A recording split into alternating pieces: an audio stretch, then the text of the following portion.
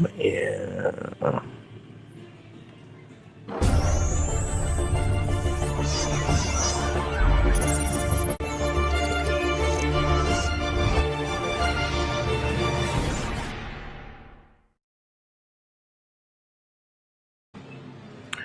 Alrighty.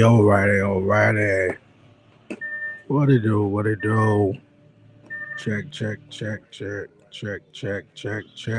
This is Los Angeles, California. Tonight, we set the table for Saturday and Sunday's epic two-night SummerSlam. Alrighty. Home of the NBA's Clippers, the Intuit Dome. This is Monday Night Raw. What it do? Tonight on Netflix and presented by DoorDash. What it do? What's good, my peoples? Oh, they got the Hell in the Cell above the ring. Oh man. What it do? What's going on with everybody? Oh man. Oh boy. Will be locked inside Hell in a Cell, and tonight we have the official weigh-in. The official weigh-in. We had the contract signing. Now we got the official weigh-in.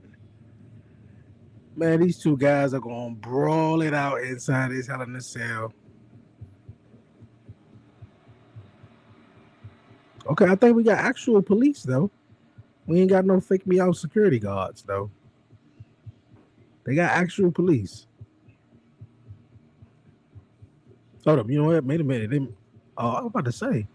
I thought he just popped up next to him, though.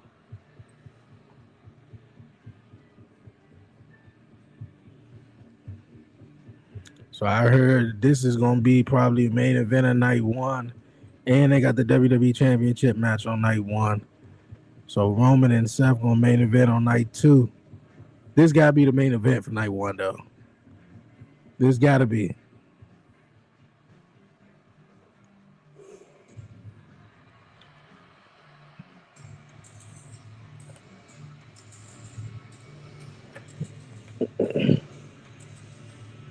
Yeah, Oba versus Brock got to be the main event of night one, man.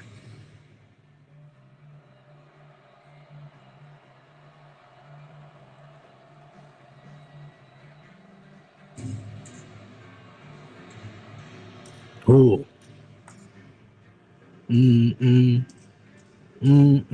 I made my picture in the background. It's cricket, though.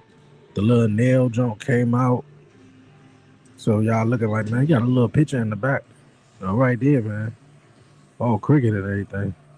Oh, boy.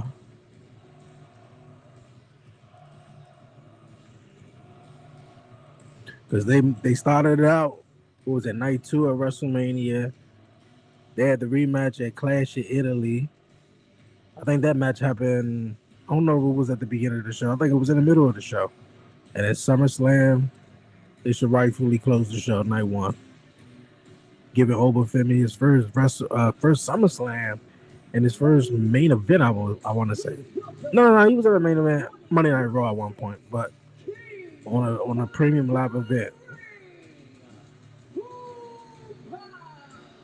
Unless they're going to come out here separate.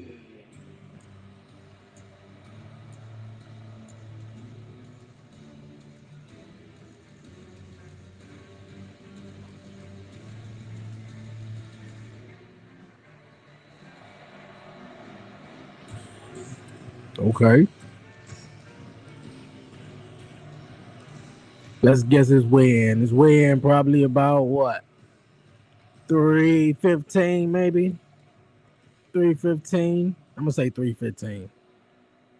Over. In 5 days, you go to battle with the most decorated combat sport athlete in history. But before we get to SummerSlam and before we get to Hell in a Cell, please stand on the scale.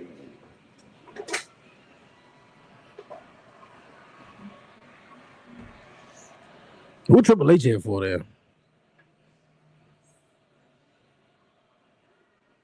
The weight for Obafemi, 302 pounds. Okay, 302. I said 315, no. 310. And his opponent at SummerSlam, Okay, they're gonna be in the ring together. the Beast Incarnate, Brock Lesnar.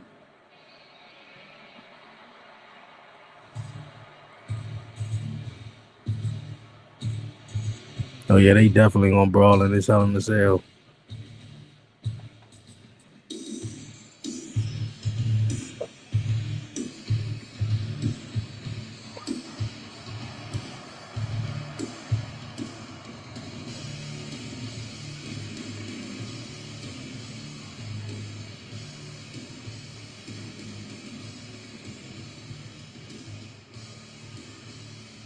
Take your time, Brock. Hopefully he don't slip.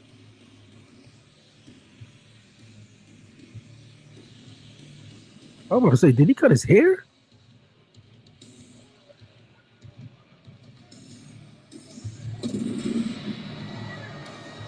Oh, we got an extra wide long ass little stage now. This time, first time they was in the Into a Dome. Has ever stepped foot inside Hell in a Cell. Brock Lesnar has been involved in 2 matches in his career, and he's never lost inside this steel structure. And both of those wins over the legendary Undertaker. The structure itself is absolutely daunting, but it's nothing in comparison to the nerves that even the ruler may feel at SummerSlam when he is locked inside of the cell with the most decorated athlete in combat sports history, the Beast Incarnate, Brock Lesnar. He ain't want no pizza.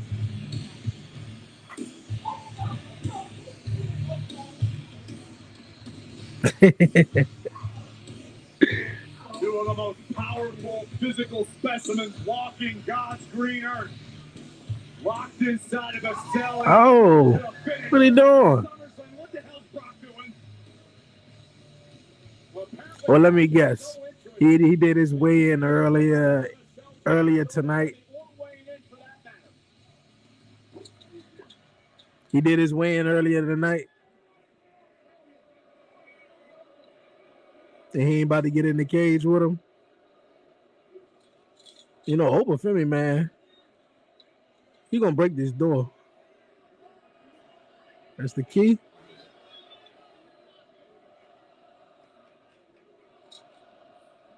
Ladies and gentlemen,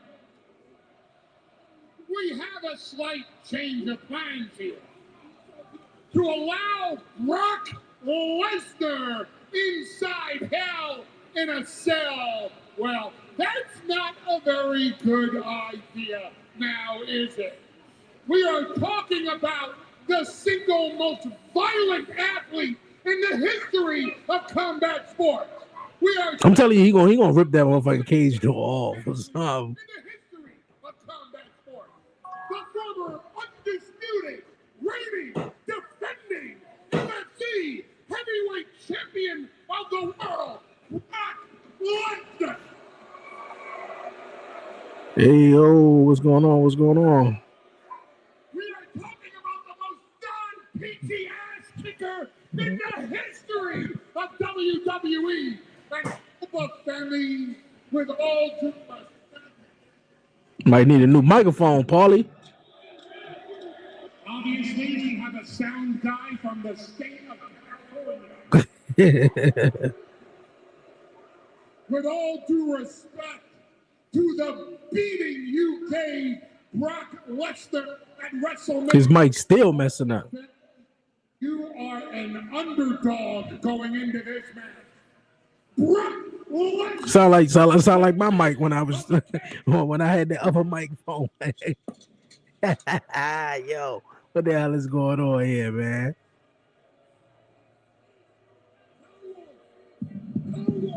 Ahem. Brock Lesnar is the beast of the Broctagon. Brock Lesnar has never been defeated inside Hell. It's like, man, give me a goddamn microphone that work. Oprah Femi is looking like the lion. Wow. Brock Lesnar look like the prey.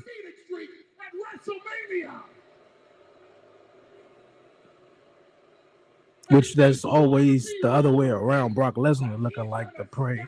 I mean, he's the lion, you know, locked up in the cage, and the prey is on the outside. He may be the most dominant bastard to walk into WWE in the past 24 years, but Obafemi cannot beat Brock Lesnar inside Hell. I'm telling you, he ripping his door off, man. He ripping his door off. Brock Lesnar got on a scale in the back. I told you. I knew. I told you. I knew it. 3 pounds. 303. Obafemi 302. I knew it. When he locked that door, I was like, yeah, he had his way in backstage. In here. In here. It's right here. It's here. It's not there. Come on. Push it home. Push it home.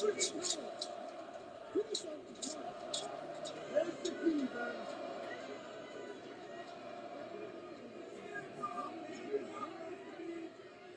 I'll see you at SummerSlam, bitch. Oh, but man, if you don't break that door, man, and go get his ass and drag him back in that junk. Run away like you always do. You think you're free. You think you're free to go. Saturday is coming. Hell in a Cell is coming. Obafemi is coming.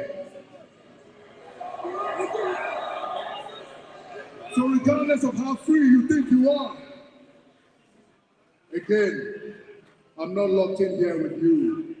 You're locked in here with me. That's what I love. That's what I love. That's what I love. Was it mind games or? Okay. Oba said, oh, yeah. Saturday at SummerSlam, Brock Lesnar will be locked inside Hell in a Cell with the King of the Ring. Tribulation look like it's 2012. Oh, what Oba doing? Oh, he fucking up the whole police. Hey, look at that. Hey, look at Oba, man. You can't go to jail, man. You can't go to jail, bro. Taking out his frustrations. Yo.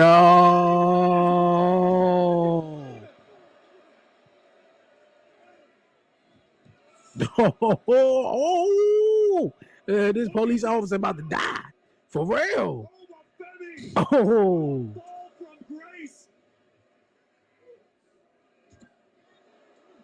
I hope that Brock Lesnar is witnessing this. Yo, this is crazy, man. Obafemi, man, should be going down for assault, right? On the peace officer, police officer. You know how they is in Inglewood, California, man. I mean, I'm just saying, though, after doing that, bringing out some real cops, bringing up the cage, man, and locking his ass up, and then have Brock Lesnar try to fuck him up, man, I think that would have been even more crazier, though, too. You know, Obafemi post bail, he get out, and he whip Brock Lesnar ass at SummerSlam. That would have been even more dope. Just in my opinion, though, these cops come out there. Obviously, if he fucking them up, these ain't real cops. So okay, they should have raised the sale. Boom, sale is raising. Who authorized the sale to raise? Sale raises. Real cops come out. They rush Oba, lock him up, bring him backstage. Brock Lesnar start fucking them up. And then, you know, they gotta, you know, break Brock off for Oba, but escort Oba to jail because he assaulted the officers. And then, you know, we get the update on social throughout the week that he posts bail, and he coming for Brock Lesnar's ass, and he whooping it at SummerSlam. I think that would have been cool though. But hey, how it went down, I guess just having Oba just getting locked in the cell. You know, I mean, I took that analogy as like Oba was the lion locked in the cage. You know, you got to keep a tiger, a lion locked in the cage so it won't get out to hurt whatever is out there, you know. And what was out there was Brock Lesnar.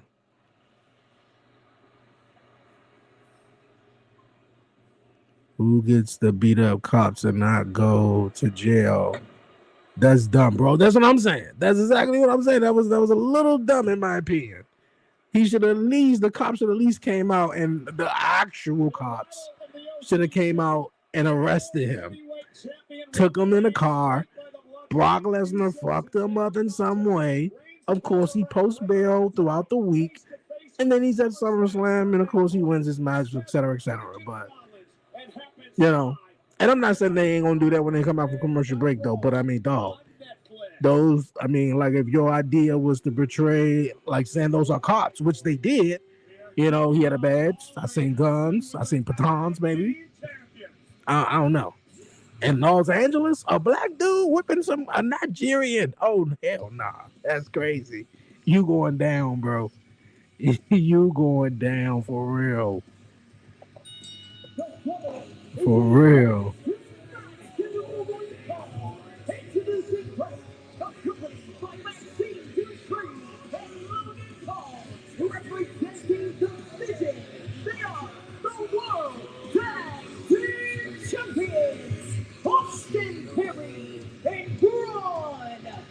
Okay, we're about to have them take up on. We got the Vision up in this stupid cycle. Taking on Alpha Academy, though.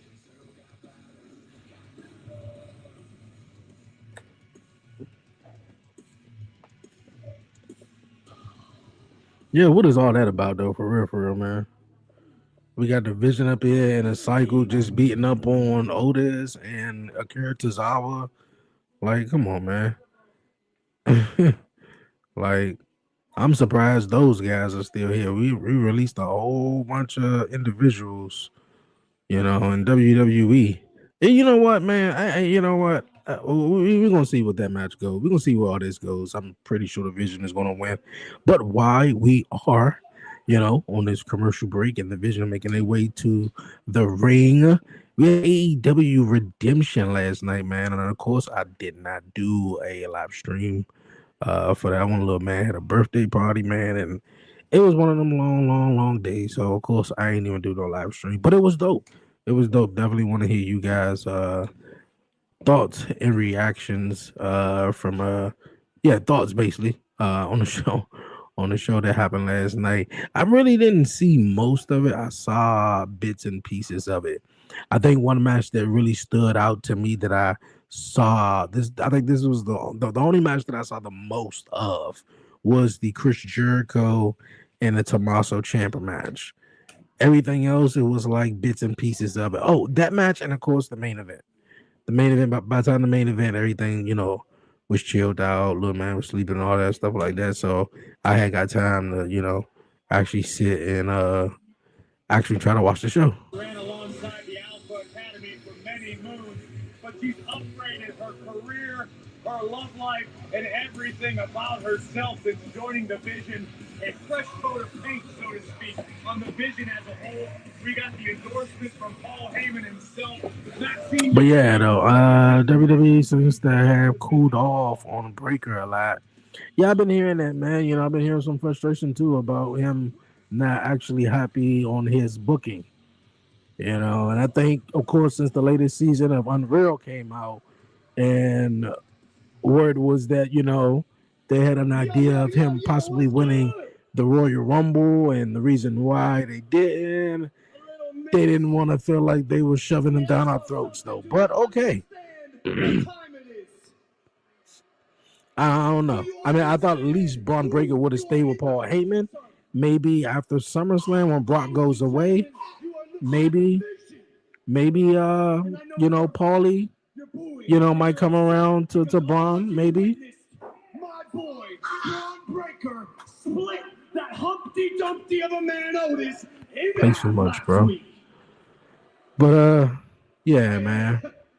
That was hilarious. Yeah, while Logan talks right now on this commercial break. Redemption was alright from what I seen. Like I said, the what was it, a no holds barred match, I believe, between Tommaso Ciampa and Jericho.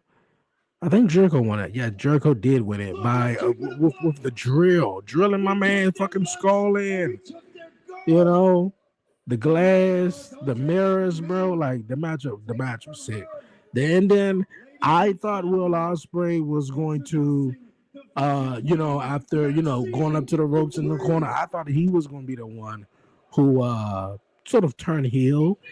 I didn't kind of see Kenny Omega. I didn't really see it as a heel turn, but I thought that was going to be Will Ospreay, then Omega doing what he was, did. But I mean, everything else was pretty much cool. I didn't get to see the finish of the Andrade match. I know definitely Kyle Fletcher and who did he take on? Kyle Fletcher took on somebody I cannot think of. His matchup was crazy, of course.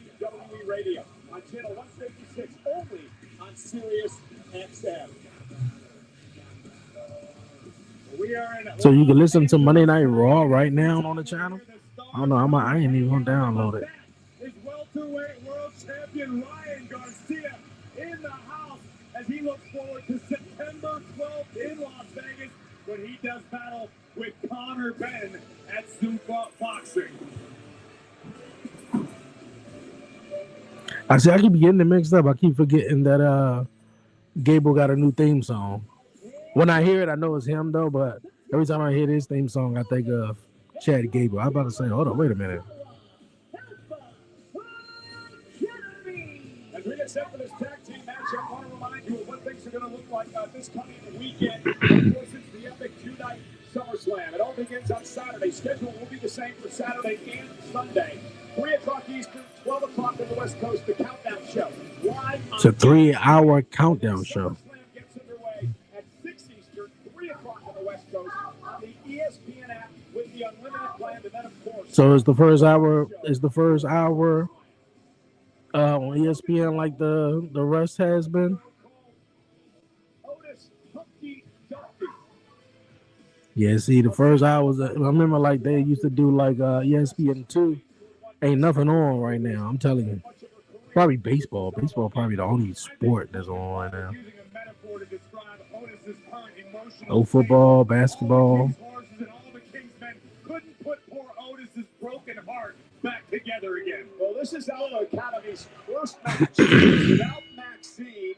And I think for real, with the whole Braun Breaker thing, it was they had the theory of it being Logan Paul and Austin Theory, but Logan Paul got injured in that match. And Braun Breaker, they were just like, all right, we just put Braun Breaker with him. Because I know they had some other stuff probably planned for Braun Breaker. And at this point, since everybody kept getting injured, I mean, it was a domino effect from Seth Rollins to Braun Breaker to Bronson Reed to Austin Theory to Logan Paul. I mean, literally, like if Austin Theory does not get injured, and I ain't got no wood to knock on, but we gonna knock on some wood, wherever the wood at. we gonna knock on it though. But if he don't get injured, bro, that is a story that they could, which WWE probably won't. But that's a story you can get behind, man. Like I was one guy throughout the whole damn vision that didn't get injured. Like for real, he should have a crash out promo. Because real life, like he's the only one at this point. Everybody literally got injured.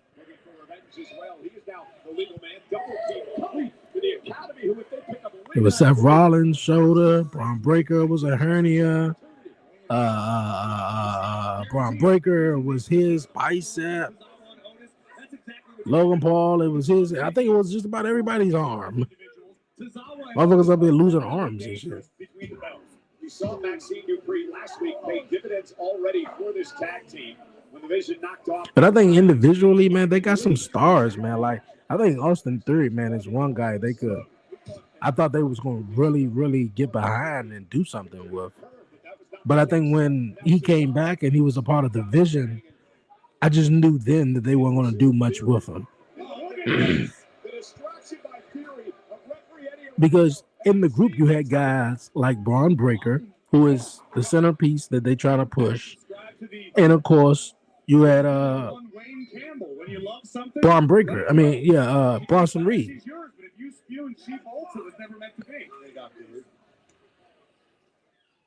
And I'm not saying we couldn't have two guys in the group pushing at the same time. We obviously seen that done before. And once again, you saw, but it just felt like Austin Theory was taking the back seat to Braun Breaker. And it was like okay, we pushing Braun. Everybody else is going to be his support. in all of this. And I guess when they done doing that, I guess they were gonna get to the Austin Theory, but he's done nothing except run his mouth. He's a great motivator, Michael Cole. How many touchdowns did your favorite NFL coach score? Regular old head coach, isn't he? There is player coach. In theory, dominating Tozawa, cheap shot now to Otis. I can only imagine what Tozawa and Otis have been going through the last few weeks. To see someone like Maxine, I can't believe we really like having this matchup this long. Oh boy, having this matchup this long. We had to take a commercial break, like literally for real. Braun Breaker could have took out Otis on the outside, got rid of his ass. Yeah, Otis would have fought back, but for real, it would have became a 4-on-1 handicap. Once they got rid of Akira Tozawa for a moment, all they had to do was throw his ass outside the ring or do something. So, and the match would have been over with, and we could move on. This is a really unique situation. Everybody in LA is upset with Logan Paul. You think it's because they've never seen a star that big before? And now, not a rhetorical question, Mike. Oh, I thought it was. Oh, man. It's like a rhetorical question. Two. I see they start putting the graphics of the talent up on the stage area on the Titantron. The match graphic. I guess they were just like, man, yeah, long as LED board that just says Raw, you know, like. Tends to spend a little too much time playing with his food. Breaker is so confident in his power and his abilities. Sometimes he tends to look past or through an opponent. Well, here's the problem as well. I miss the old days, man, with the stages, man. The stages, man, the different type of stages that they would use was amazing. Especially for premium live events, though. But man, Raw hadn't had a great stage for just a Raw. Now, back in 2016, when they were doing the draft, when they brought that draft joint back, and Raw and SmackDown had totally two different stages. It was awesome. It was amazing, man. I loved it. And then they just got lazy and was just like, you know what? We're just gonna lose the LED board and just change it from blue to red. You know, you knew what show you was watching when that stage. I mean, now you do because they got a Raw all down the place. They got Raw all on the LED joints in the arena, all around the barricade, on the apron. So yeah, you can't know like, oh shit, I don't know what show it is.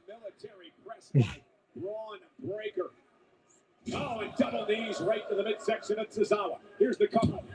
If Vince was still around, there would be a face of the company and already a multi-time. Once upon a time, oh, Theory would be the face of the company. He may have been. He may have been. Yeah, I want to say that he probably would have. Because yeah, Vince McMahon was really hot behind Austin Theory. You know, when he was taking pictures and Austin Theory, you know, I think Vince McMahon. I mean, besides what, maybe Roman, I want to say. But yeah, Austin Theory had Vince McMahon on the show every week. Where for a period of time he wasn't even on WWE TV at all.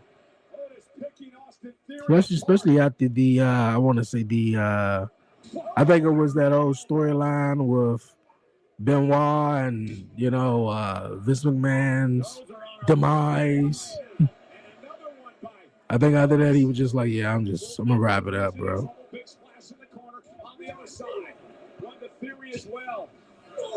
Breaker sends crashing into his own partner.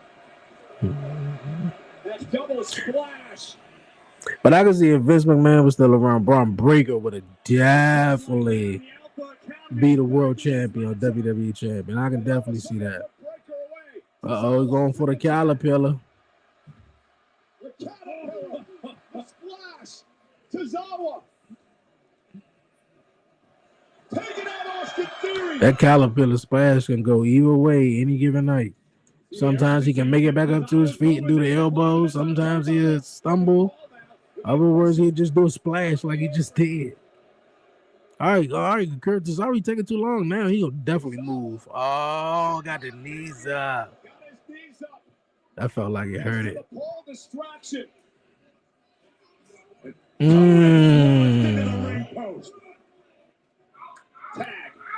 I don't know if that should have been completely legal though. I felt like your partner should have been on the apron at least. Both feet weren't even on the apron. He was just a knee up there. Oh. All right, man. We shouldn't see a Kurtazawa for a while. 2, 3.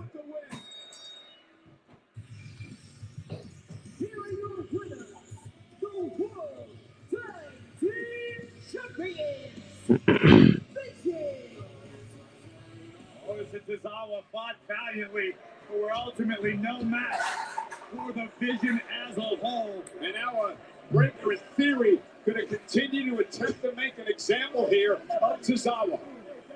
I mean, enough is enough already. Things about to go from bad to worse for Tozawa, but Otis is back. Okay. Otis saving Tozawa and wiping out the Vision.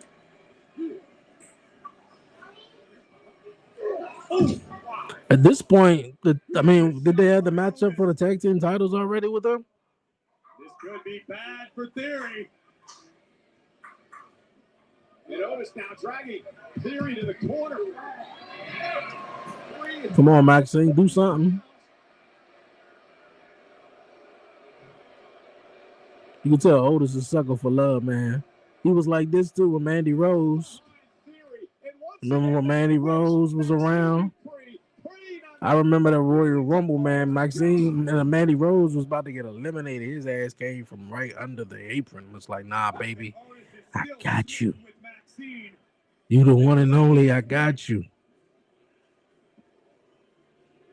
I'm telling you, guys like Otis, boy, do not get the pretty woman, like Maxine, and women like Maxine don't go for guys like Otis, Otis is the guy who works his ass off. He'll love you, he'll take care of you, and all that. This is sickening. It's got more to do with competition than anything, Michael Cole, because if Alpha Academy hadn't stuck their nose into the Vision's business, we wouldn't be here to begin with.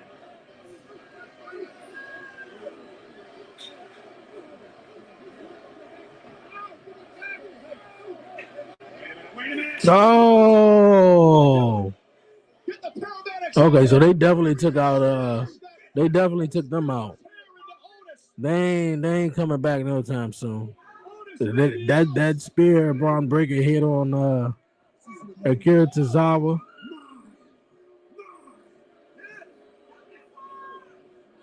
Get some help out here. Otis is hurt. Yeah, it seems like Austin Theory is now the centerpiece of this Vision. I guess with the injuries from Braun Breaker and Logan Paul, that's made WWE say, you know what, maybe let's put the centerpiece on Austin Theory. On the status of Otis after what we just saw, I would be sure to bring it to you immediately. Put a pillow? I'm backstage. You do got one on. Nights. Because it's about that time. LA in just a few days on Saturday at SummerSlam. You are in 6-man tag team match against the Bloodline. Listen, we all know how the Bloodline rolls. So what are you thinking as you prepare for this match at SummerSlam? Thinking. What am I thinking? I'm thinking I just drove down Sepulveda Boulevard. I made that left on Century. And then I pulled right into the Intuit Dome here in Los Angeles, California, IA. Your boys in the building. Yeah. Yeah. But, I'm also thinking about, I've heard Michael Cole, I've heard some others say, man, LA Knight, he's awfully paranoid, ain't he? Paranoid? Huh? Yeah. I am paranoid. Why wouldn't I be paranoid? Every single thing that I said would happen has happened. When that goes that way, is that really paranoia or is that justified knowledge? Is that a little bit of Nostradamus story? Because the way it goes down, I told you, I said, once the bloodline gets back together, it's going to be sneak attacks, it's going to be screw jobs, it's going to be all that. And I hope you boys are feeling big. I hope you're feeling good because Saturday night at SummerSlam, Saturday nights are right for fighting. Fighting is what we're going to do. And the goal is to put the bloodline in a hole. 6 feet deep, not coming back. And what oh boy, they're going to be around for a while. I'm telling you right now, when you meet this guy, a little BFT for you, that's not an insult. That is just a fact of life. So says LA Knight. Yeah.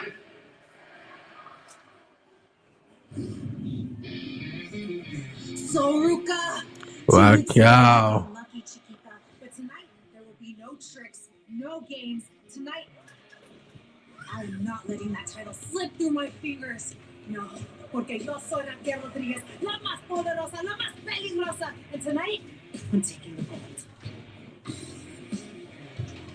Raquel, I know what I'm getting myself into with you and your whole little Judgment Day family. I know you're gonna put everything out there and throw it at me, but the thing is, She possibly could win. Once, and I will beat you again. Go on that side. Go on that side. The Judgment Day's Raquel Rodriguez looking to win the Intercontinental Championship here tonight. They stay with 2K on the screen back here. And there is the current Intercontinental Champion, the spectacular Sol Ruka. She puts the gold on the line live tonight on Raw on Netflix.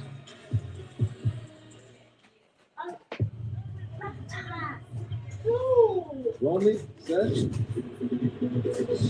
Punk, Cody, Rock, Over, Liv, Io. Yeah, this is about to be wow. SummerSlam.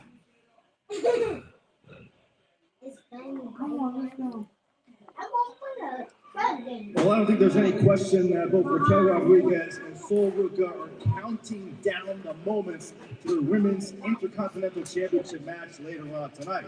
Well, there's I know Roman and Seth probably going to be closing out the show. high-profile match tonight, and he just so happens to be my guest. I'm hoping my girl Naomi come back at the end of the EO and Liv Morgan match. Ethan, tonight you're set to go one-on-one with WWE Hall of Famer Rey Mysterio. But I should remind you, the last time you went one-on-one with Rey, things didn't quite work out in your favor. What do you plan to do differently tonight? Well, first, let me just thank you for the reminder, Byron. But let me remind you, Rey Mysterio may have won the battle, but Ethan Page won the war. How did that match end up affecting Rey Mysterio? Oh, that's right. The last time he wrestled me, he enjoyed a everybody playing a cameo, man. And Babe up here riding past. Little man up here. Where'd the cat go? The cat was just ringing. That's usually where you cheer for your local hero, dummies. So now, yeah, I ain't gonna move over too far. Wanting to get another crack at all ego. You know what? You're very brave, Rey. The ultimate underdog, Rey. Former world champion, Rey. Hall of Famer, Rey. Well, guess what? You want round 2 with all ego? That's fine. Ego. Man, Ethan Page, man, is a star, man, for real. They got him in this Intercontinental Championship picture. I got him taking the title off of Gable. For real, for real. I think Ethan Page and Chad Gable can have a nice, good feud. I plan on making you take off. I think they can, man. Your career. Trust me. I'll do it. Ethan, thank you for your time and good luck tonight.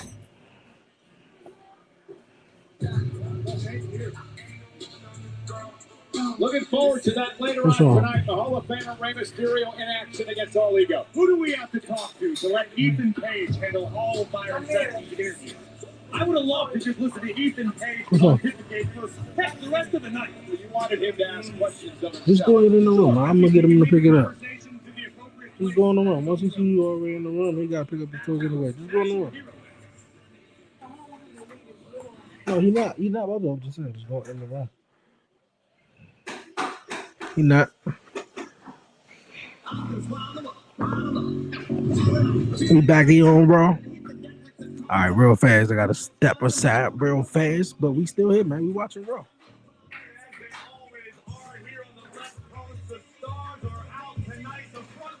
Looking mighty fluffy.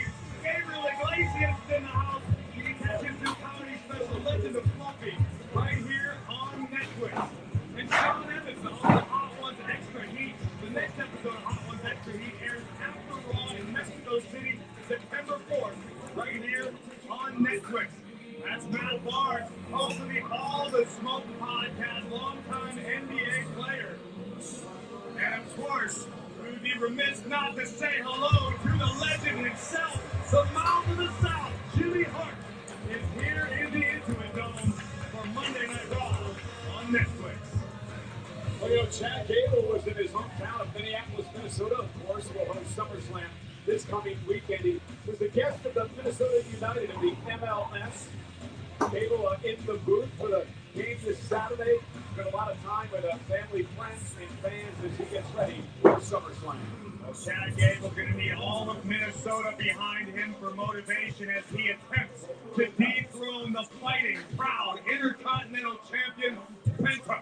It's Gable versus Penta. Can Gable finish his redemption tale? We'll find out Sunday at SummerSlam. Highlight of the night is presented by Cricket 5G.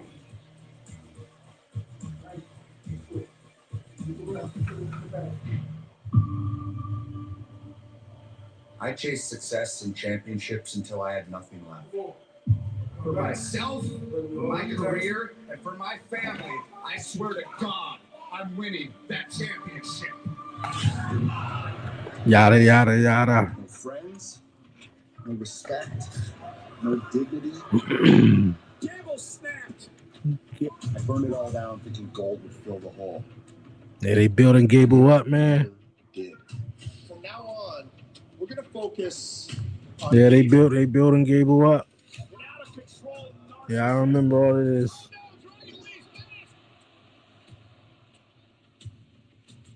Sometimes losing everything reminds you of what really matters.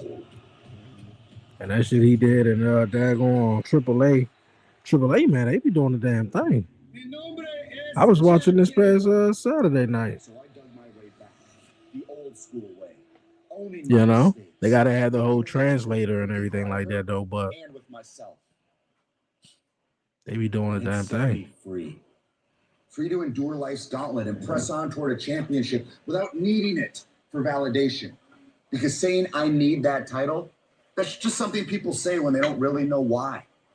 But now, I know why. Okay. And now, since he know why, look, this whole video package, home, Minnesota, kid. Oh yeah, he winning. He winning Sunday. I'm walking in as the guy who found himself again, ready to represent my family, my friends, myself, and this state.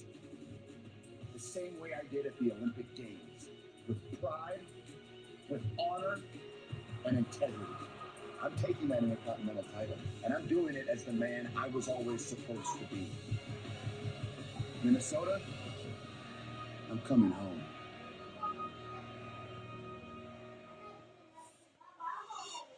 Liv, Okay. this is Night of Champions.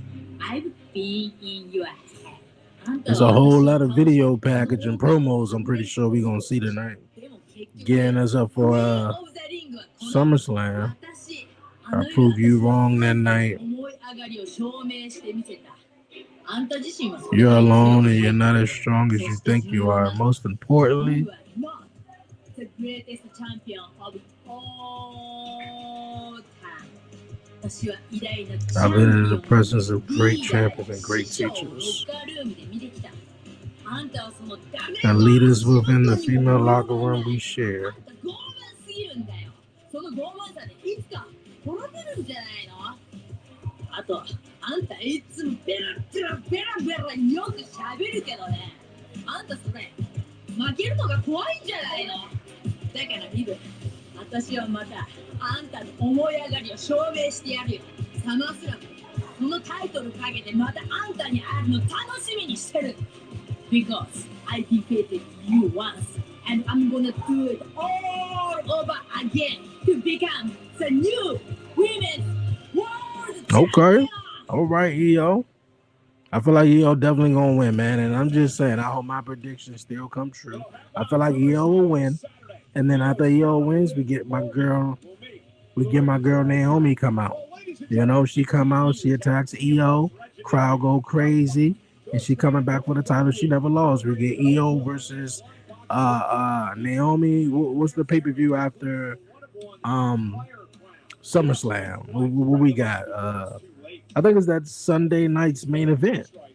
Yeah, I think that is Sunday night's main event, aka Sunday Night Heat. Bouncy.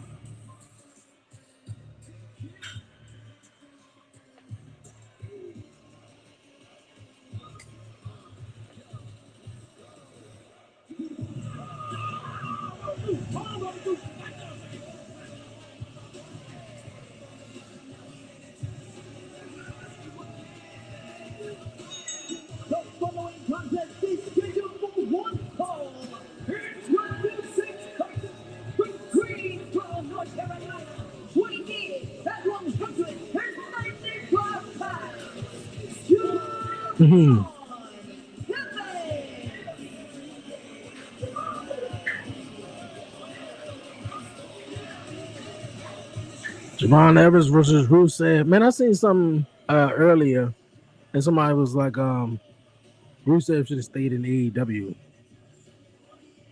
Because at this point, man, he here in WWE ain't doing nothing. And I'm pretty sure he's probably going to lose to Javon Evans. Like Rusev should be on some Gunther type shit, for real. Rusev should be on some Gunther type shit. Like, he might not be retiring people, but he out here dominating shit. And I felt like Miro was much of a dominating guy. They just didn't know what to do with him. They were just excited to have him because he was in WWE. He's a WWE face. You know? I like Liv, but EO is the one. No doubt. Yeah, I got EO definitely winning. I mean, in my opinion, I feel like EO is still cursed. I mean, not EO, but Liv Morgan. Yeah, Liv Morgan is definitely still cursed by Danhausen, man. Although Danhausen got the best of the Judgment Day, the men in the Judgment Day. Come on, you made me look good. I appreciate it. Oh, great. I appreciate it. Michael Cole ain't got no brother, man.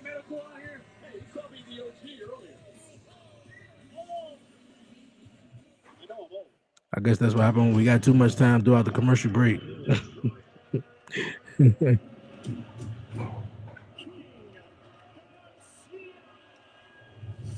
enough to beat me. You think this man's gonna beat me? I'll come up here and smack them glasses straight off your face.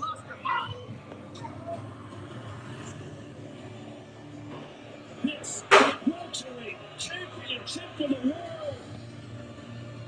There's not gonna be a 12-round war. I promise you that. He's not good enough. He can say whatever he wants. I don't quit. I don't stay down on one knee. That's Nick Khan and them problem, man. They too worried about boxing instead of putting all they. I understand they got TKO and UFC and all that, but bro, come on, man.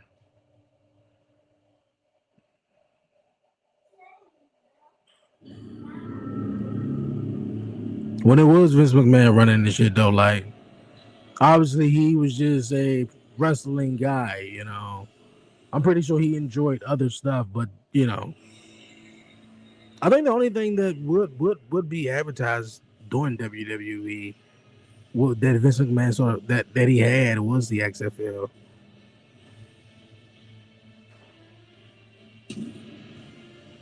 So since Nick Khan and them, they got Zoo for boxing. And, you know, WWE got a massive audience. I guess why not show ads and have the boxers there, which nobody even know who they are. Unless you're really into boxing like that. WWE Women's World Champion Liv Morgan is officially kicking off SummerSlam TakeOver this Friday at 10 a.m. at the Minneapolis Convention Center. SummerSlam TakeOver is free to attend, and Superstar autograph and photo ops. I'm telling you, man, WWE is, Washington, D.C. is way overdue for a big, massive wrestling event. And that's just my opinion, man. I don't. The last pay-per-view we had, premium live event, I can't even call it, man. We had Saturday Night's main event last year. Then they did the NXT Vengeance Day. And I was like, which was not great. But as far as a WWE main show, premium live event, we haven't had one in a while. We had a Survivor Series, we had a SummerSlam, man. Can we get a Royal Rumble? And I think they're waiting for that new stadium, man. I know I say SummerSlam, but when they build that new stadium that's supposed to be finished by 2030, about 4.5 maybe years, 5 tops, they definitely bring in WrestleMania there. That's WWE thing, man. When they build a new stadium, they want to be the ones who set the record, you know, and then everybody else got to try to, you know, beat that out. And even here with the mayor, and I don't think she's mayor no more. I think this is her last little term or whatever. But I know they said with the new stadium, they're thinking about bringing the Final Four and March Madness and Super Bowls and WrestleMania. So hopefully we get that. We need that. We long overdue. I feel like Los Angeles get everything. Los Angeles. If it ain't Los Angeles, it's Texas. It's Texas. Whether it's Dallas, whether it's Houston, New York, Florida, Miami, Orlando. No, they always get it, bro. Chicago. And yeah, these are great big wrestling towns and wrestling markets. You know. Rusev all out of sorts at the moment. And the young OG having himself a good time at the expense of the Lion of Bulgaria. Here comes Evans. Oh, looking for a suicide dive, but nope. Rusev a bit overzealous there.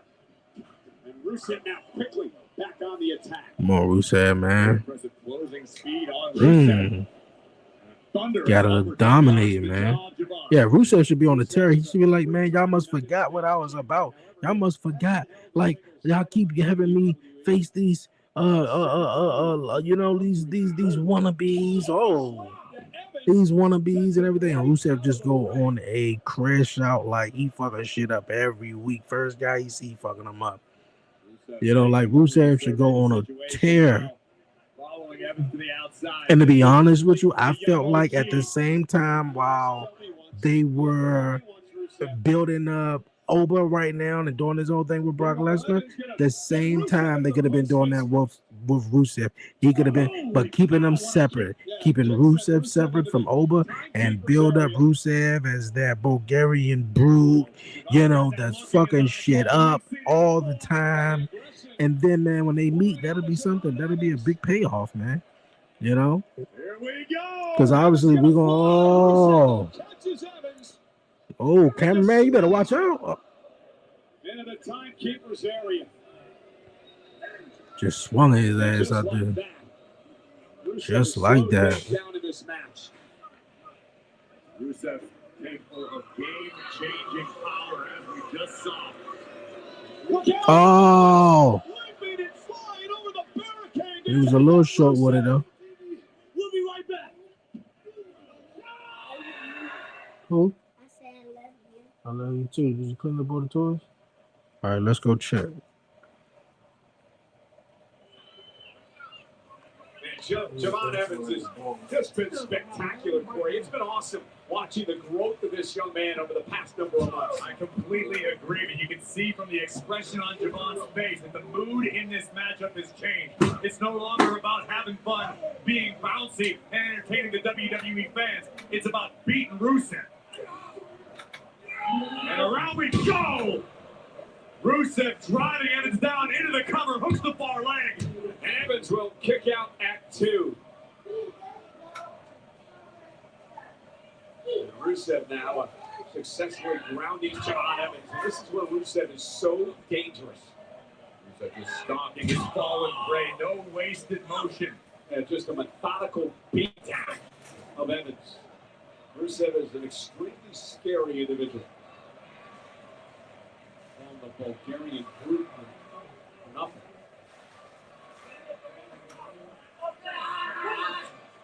Rusev showing just how relentless he is willing to be. Ooh. Rusev still in a foul mood after losing a Gable in the gauntlet match. Rusev really believed he was going to face Penta for the Intercontinental Championship this weekend at SummerSlam.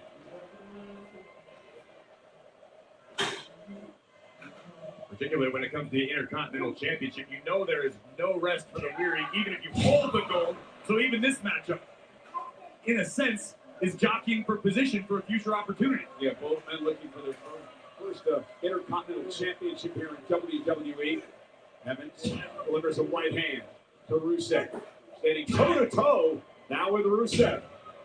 And again, this is the aggression we've talked a lot about out of Evans and the growth of that over the past few months. And I love that we're seeing this side of the OG. Evans buckles as he hits the corner and just falls to the mat. Evans realized in short order that sometimes you can't get fancy, you can't get cute. Sometimes you just have to plant your feet and throw your hands. Rusev is enjoying this big smile on his face as he continues to punish Evans. He's a child! He's a child! I'm a grown-ass man! Child! That happened. Rusev's observation of the scenario. Now just continuing to wear down Evans. Vicious 12-6 elbows to the collarbone of Javon Evans. And now in control.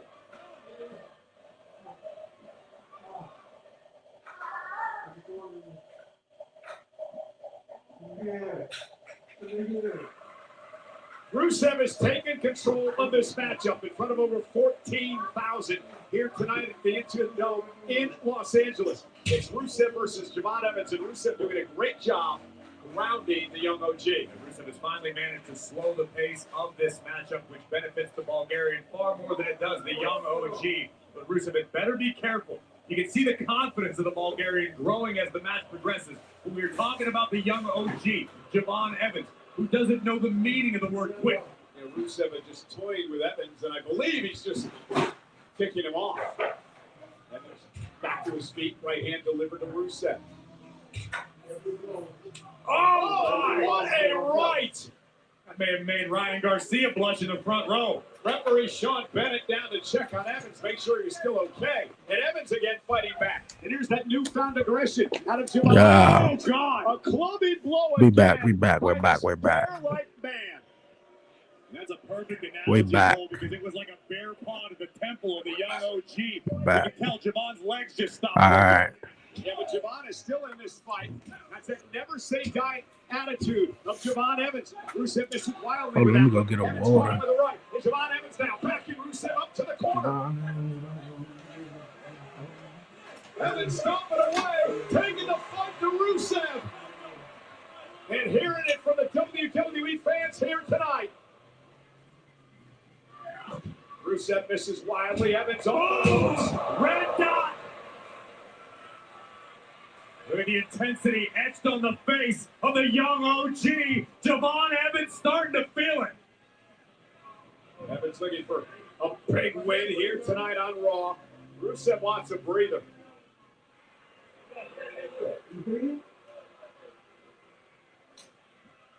The official is stepping out to check on Rusev.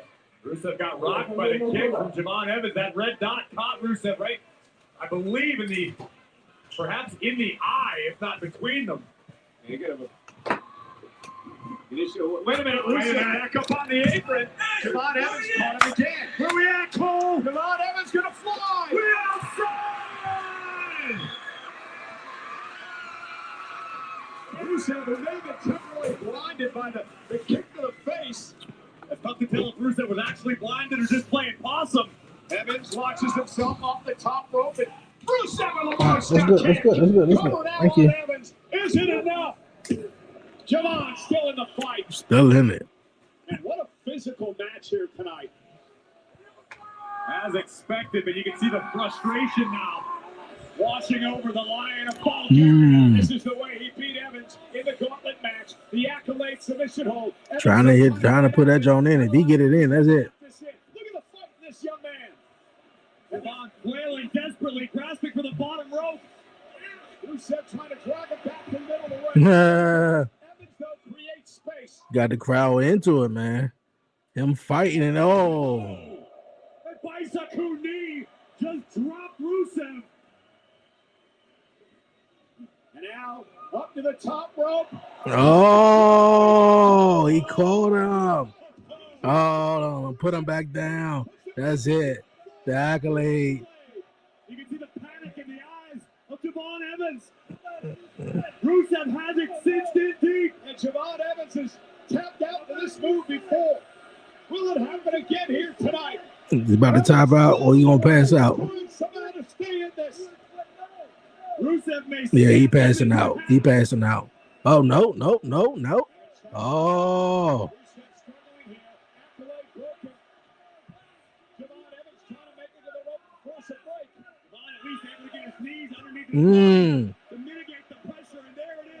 Okay. Got the crowd into it, too. Brought many here in LA to their feet. Watching the fight in Javon Evans. Just ticked Rusev off. He wants to deliver even more punishment. Rusev lining up something big. Went to the Matrix line. Stunner. Rusev. Not sure. Oh, this might be it right here. Evans fired up. Top rope. OG cutter. 1, 2, 3. That's what's up. Rusev lost again, though, man. But okay. I like the fight in Javon Evans, man. Definitely love the fight in him. And Rusev was looking for the victory. Another monster kick. But the quickness made all the difference. Evans able to avoid, deliver a stunner, and then this. The OG cutter flying in reverse. What a win for Javon Evans over a very, very game Rusev tonight. A massive win for the young OG.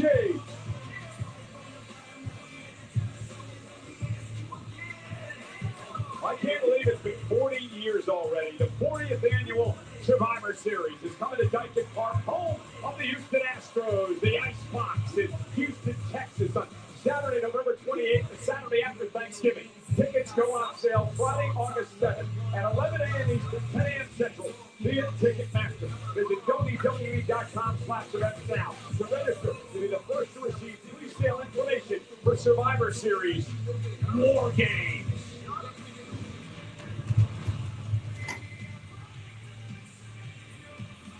Well, ladies and gentlemen, you see the fact of the night as we continue now to look at the epic rivalry between Rollins and Reigns.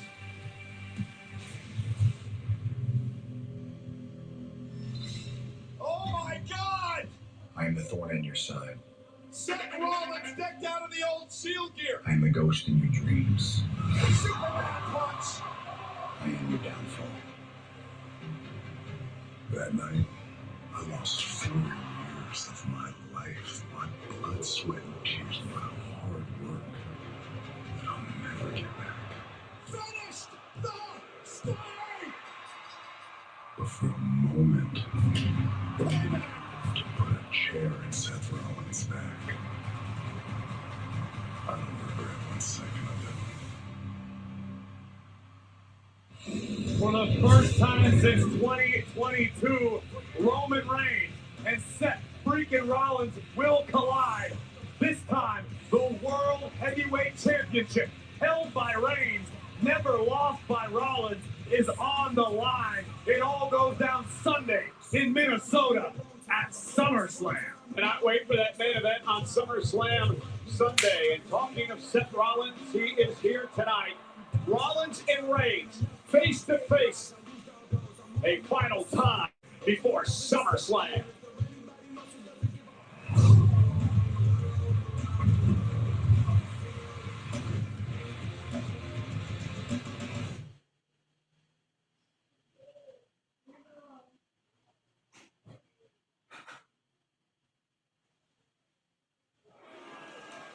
Right now, I'd like to welcome a group of superstars who've had a very active evening thus far here on Monday Night Raw. They are Maxine Dupree, the World Tag Team Champions Austin Theory and Braun Breaker, Logan Paul. Collectively, they are known as The Vision.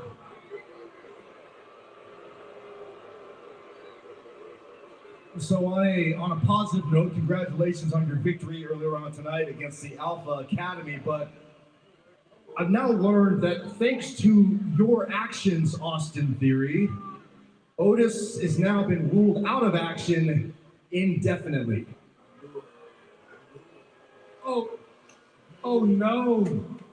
You mean to tell me that fat slob is out of here? Yeah. Oh no. Whoa. Austin, Yeah. brother, chill. Indefinitely is a long time, bro. You gotta take some accountability for your actions, which I'm a master at. And Byron, on behalf of the Vision, I would like to say that we are sorry. You want to know how we feel? I feel like Otis. Excuse me. Let her speak! Let her speak! This is my point. Otis is as dumb and ugly as all of you. Okay, stay mad. Stay mad. I get it. You relate to him.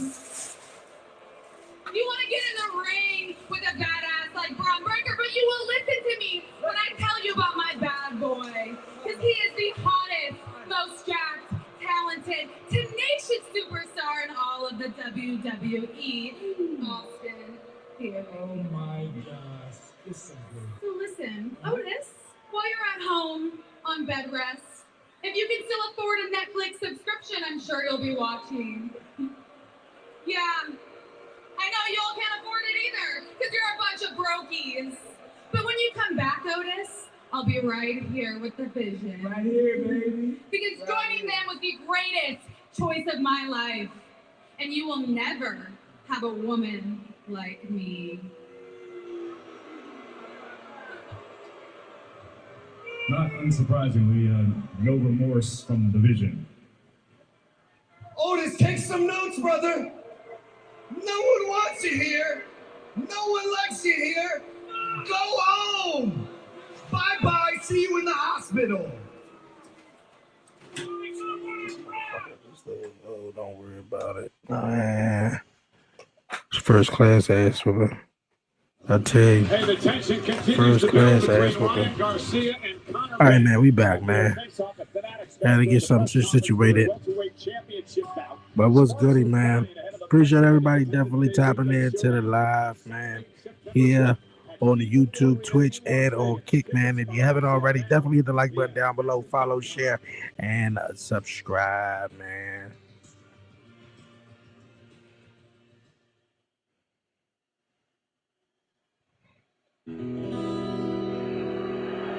Is that Elias? I see the light. For a moment, I thought it was Elias. Danhausen's very nice. He's very evil. 'Cause we're in a fight with Liv Dom and JT. That's the guy with the head who wants my human money. The one with the head threw money's at over. Never fear, Judgment Day's curse is never over. Solo!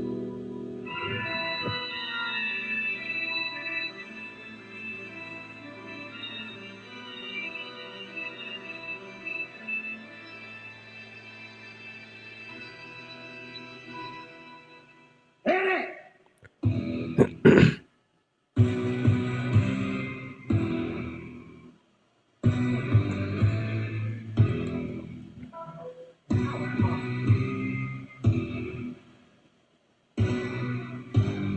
I believe that You are cursed! I believe that You are cursed! I believe that You are cursed! I believe that You are cursed!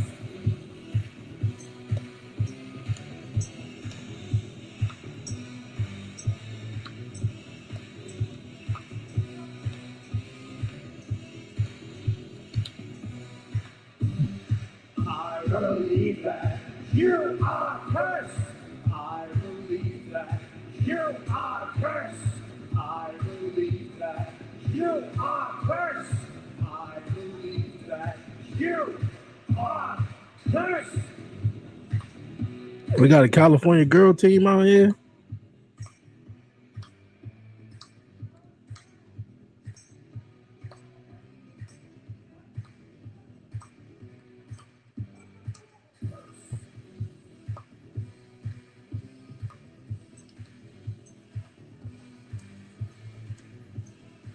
I ain't gonna lie, it's a little catchy though, but I believe that you are cursed. I believe that you are cursed. I believe that you are cursed. I believe that You are cursed!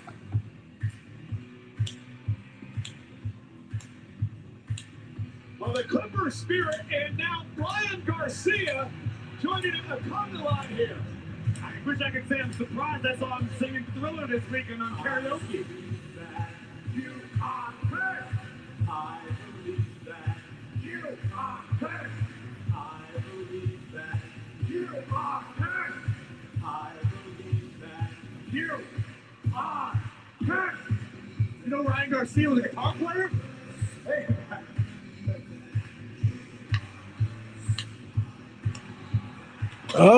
oh, Ryan Garcia with a guitar to the back of Joe Hendry. Mr. Garcia, I can't thank you enough. The Judgment Day, JD McDonough, Dirty Dominic Mysterio assaulting Danhausen. Garcia's a smart guy. He's obviously a big Dirty Dom fan. well, okay. I didn't expect Cuz to hit him with the guitar. The Judgment Day, or at least attempting to.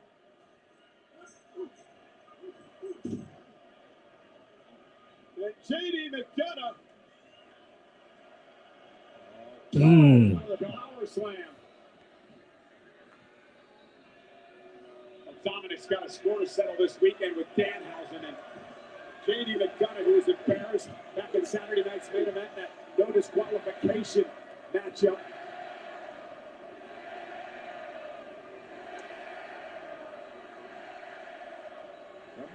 All right, going for the frog splash. The frog splash to Danhausen as JD McDonough and the welterweight champion of the world, Ryan Garcia, look on.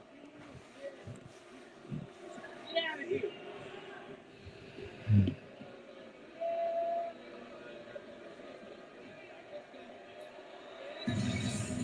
Why would Ryan Garcia join up with those bozos? Probably because he's sane and didn't want to endure any more of that awful music. There are enough dispensaries in California to make me enjoy that. Well, Dominic obviously wants his $100,000 back. Can you blame him?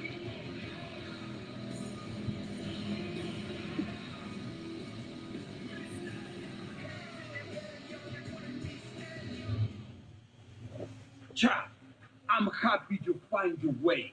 I'm happy to change All right. it back. Redemption doesn't Well, end by taking there you have it. the Continental Championship. You didn't respect The me. Danhausen and Joe Hendry concert. And yes, I forgive you. Like I said, it's a little catchy though, but that was stupid. It was so stupid. Conquistaste México después de esa gran lucha y obtuviste muchos fans. Pero eso no es suficiente para ganarle a 30, ni menos de arrebatarle su campeonato. You can only remind me what.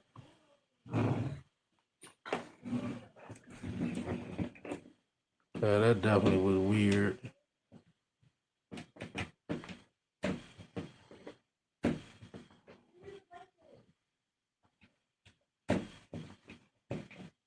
For my title and for all those people who believe in me. Chad Gable, Senior asume el slap. ¿Y sabes por qué? Porque yo soy Vecna. El cero. Well, ladies and gentlemen, it takes place at SummerSlam. Penta defending the Intercontinental Championship against Chad Gable, all part of SummerSlam Sunday in Gable's home state of Minnesota. What's happening? We was in the race, we lapped them. We better feelings go, we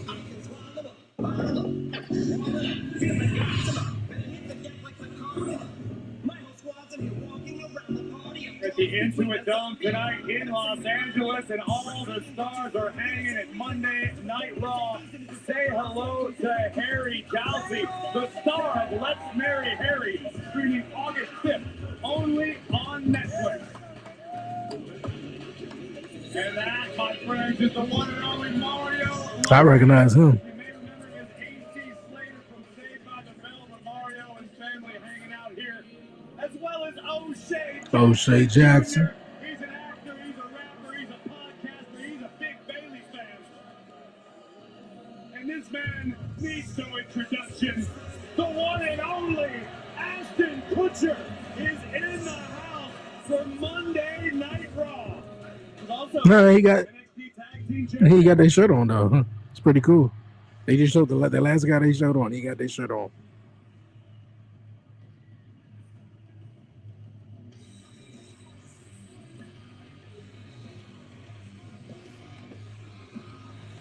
Well, Rey Mysterio about to go one-on-one with Ethan Page.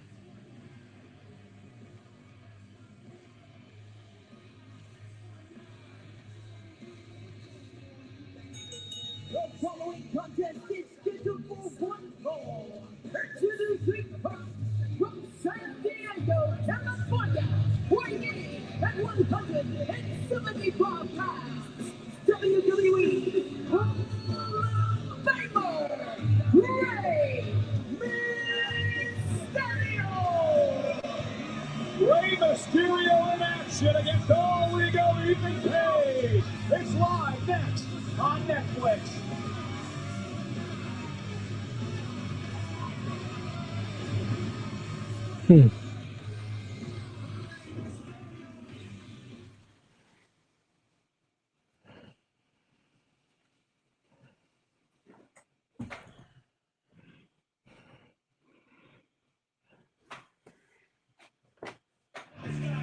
Rey Mysterio set for action tonight, looking for a little bit of revenge. We'll get into this whole story in just a bit, but the last time these two met, Ethan Page injuring the ribs of Rey Mysterio. Look at the man walking. Tonight, All Ego looks to continue the meteoric rise that has been his career. He should win. It's Rey Mysterio, the AAA general manager. What an ovation for Rey Mysterio, the WWE Hall of Famer, the AAA general manager, one of the greatest superstars of all time, bar none. He got himself in some hot water this past weekend at AAA. He did. He really did. Mysterio standing his ground like only Rey can in the face of adversity. And when I say adversity, I mean a 7'3", 400+ pound Nigerian colossus known as Omos. Well, we saw Dirty Dom show his true colors as well.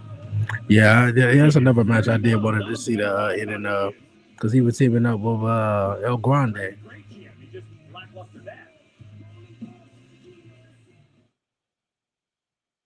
Oh my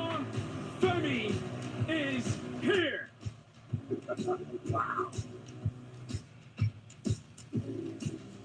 My entrance. It's very similar to like the Ric Flair strut, but it's mine because I put my own twist on it.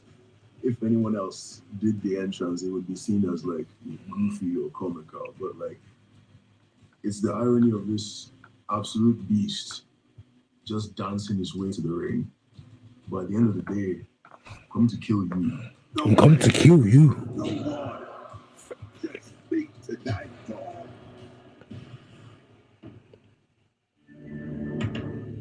I gotta finish watching the last episode. The joint was playing. I ain't even catch like the last I think it was 20 or 30 minutes.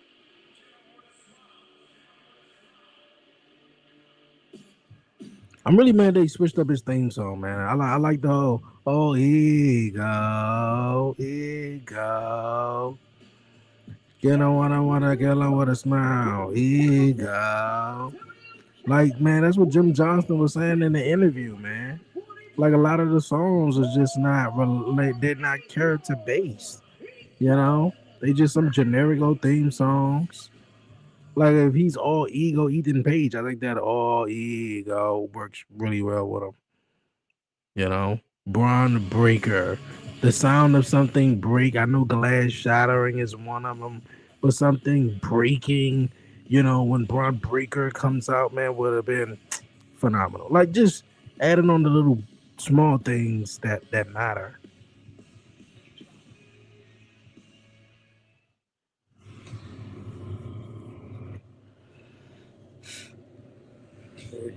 You reach rock bottom. Oh, Big Cass. Oh, man, coming back. Let's climb back up. And prove everyone wrong.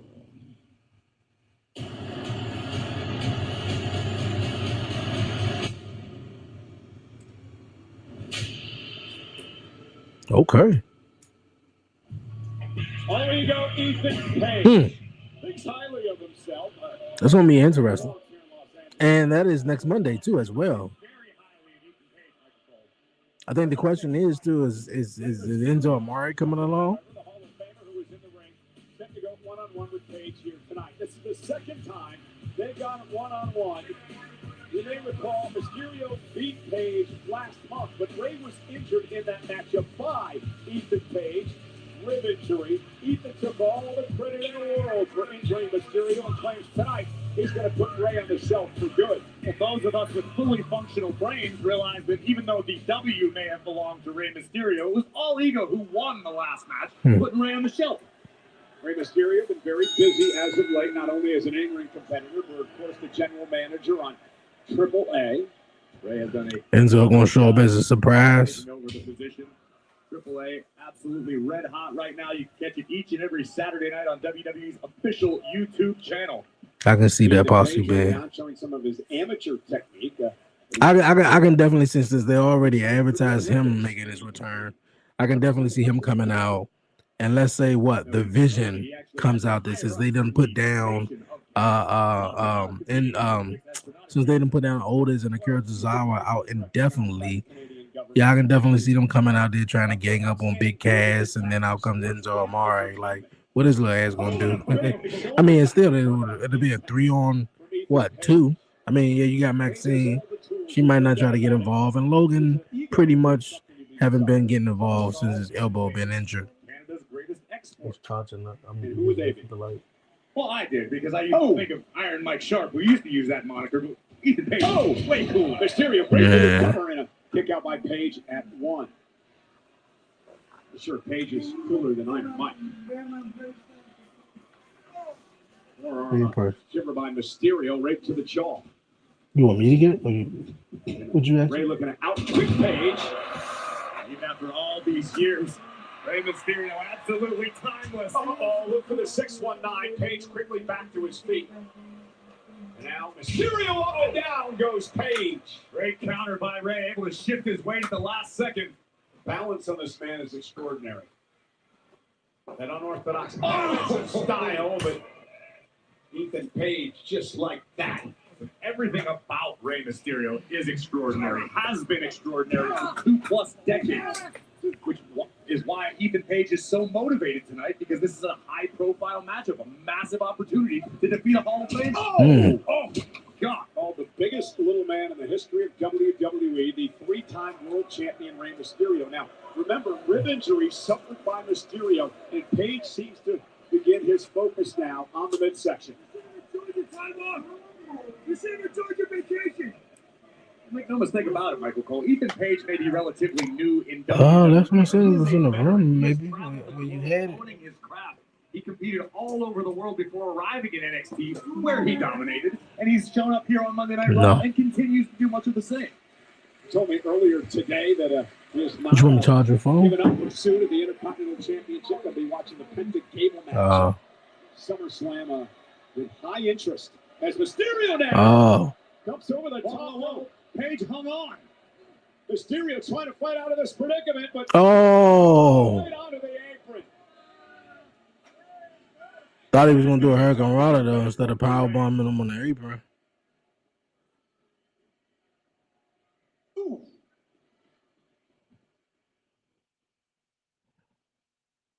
Powerbomb Sue on the apron though. But yeah, Enzo Amore could definitely be a surprise.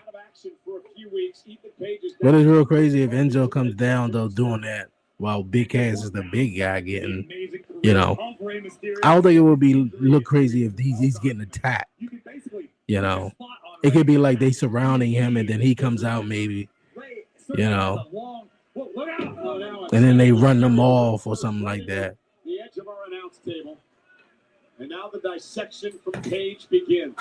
And the ribs are such a great choice to attack, because it's going to affect every single aspect of Rey Mysterio's game. Yeah, his high-flying offense, his stamina, all will be affected with the rib injury. And now that disgusting smile on the face of Page. Why is Ethan Page's smile disgusting, Michael Cole?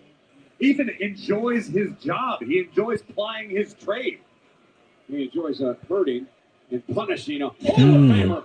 We still got Sol Ruger versus Raquel. That's what's coming up. I thought this was pro wrestling. I was pretty sure that was the goal, to hurt your opponent, which Ethan Page is doing expertly right now. Knee right to the spine. Again, the focus on the ribs of Mysterio. The official checking on Rey to see if he can continue in this match. You know, the more I think about it, the more I understand Ethan Page's mentality. If he's able to defeat Rey Mysterio tonight, hypothetically, Ethan could come to AAA and call his shot. He could also work his way into perhaps an Intercontinental Championship. That would be a better idea rather than just going to AAA. Right and left to the midsection, trying to create some separation here. Rey sent across the ring by Page, and another tilt-a-roll backbreaker. Cover hooks the inside leg and a near fall for Page. And once again, right back on the attack of the midsection of Mysterio. This has been great, brilliant strategy by Page. Glad to see you give the devil his due. Page with this modification on a bear hug, squeezing the breath out of Rey Mysterio, continuing to put pressure on the just about squeezing the breath out of him, though. This is the sound of a strategy as one could come up with. Just about. Kind of will Mysterio on, but maybe too much damage has been done. And there was some question of whether Rey may have come back a bit too soon from the rib injury.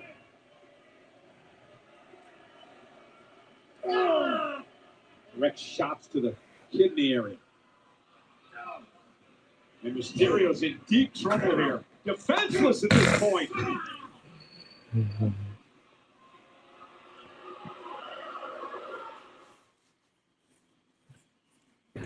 Cool with Rey Mysterio, man, but I'm a fan of Ethan Page, man. He needs this victory. Over 14,000 in Los Angeles. Ethan Page putting on a clinic on how to work a body part of his opponent, Rey Mysterio. And forget about taking the mask off, man. See, that's where you go wrong. Anytime you're trying to face a luchador, mask wrestler, and trying to take their mask off, it always backfire.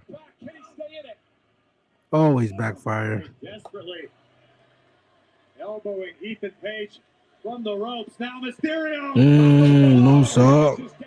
but notice how the ribs connected with the shoulder of Page. So, a bit of an uncomfortable looking landing for Rey Mysterio's knees. Yeah, Ray got some bad knees, man. Point in this matchup for both competitors. Could come down to who gets the upper hand right about now. Ray struggles to his feet, uses the rope for balance. Mysterio, though, slides between the legs of Page. Insecure. Ray stuns Page a bit. Now Page in position. Looking for the 619. Oh. Gonna happen. Boot to the face. Ray just has not been able to get any sustained offense in this match. Will you finally give Well, credit? Rey Mysterio doing a good job of putting over Ethan Page here, though. Professionalism. Well, he's a student of the game. Watches tape. Lives and breathes this business. No doubt about the work ethic of Page. Rey Mysterio looking to fight back. Ray with an elbow. Showing signs of life. Page. Unique offense by Ray. And this buys himself a little bit of time, Corey. Time is exactly what Rey Mysterio needs at this point in the matchup. As Ethan Page tries to shake the cobwebs and continue his onslaught. Page slowly back to his feet. Ray able to block the right hand. Page very groggy now. Ray's got an opening. Can he capitalize? Well, Ray trying to get back into it. Well, if anybody can, it's the WWE Hall of Famer. Going for Hurricane Rana this time. Ray turned into a Hurricane Rana. Ray's starting to feel it.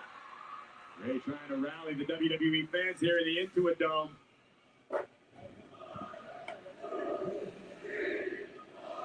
Five, 6, 7, 8, 9, 10. The legendary Rey Mysterio is back in this match, paying homage to the late, great Eddie Guerrero. Ray launched out to the apron. Good right hand across the eyes of Page. Ray now making the climb. Oh. Page off the senton. Ray springboard off the second rope. Oh, he caught him.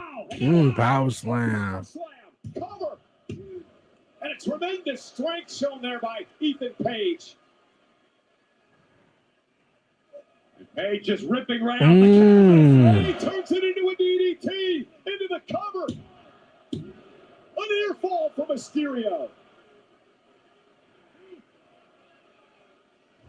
Just two. Look at first the power of Ethan Page, but the phenomenal counter from the WWE Hall of Famer. Tornado DDT nearly ended this in Ray's favor.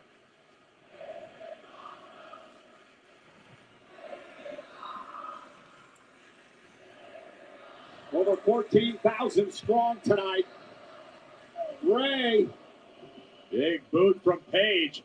Thwarts whatever Ray was trying to cook up. Maybe Raquel might win tonight, unless they just saving that big championship match for later on. Was that the only women's match tonight? I ain't seen Becky in a while. Ever since she lost to Ruka. Ray looking to block. You know, and Lyra beat Bailey. Ray connected with several right hands, now a headbutt. Headbutt drops Page to the apron. He hit hard, now out to the floor.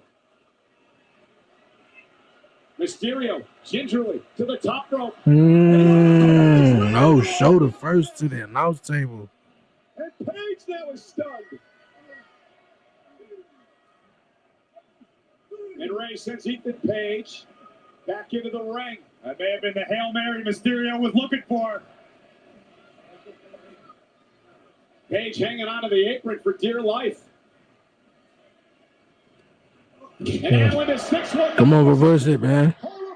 Go ahead and reverse it, Ethan. And Ray. Oh, he pulled the ring skirt up. To block the 619. They might have hyperextended Ray's knees in the process.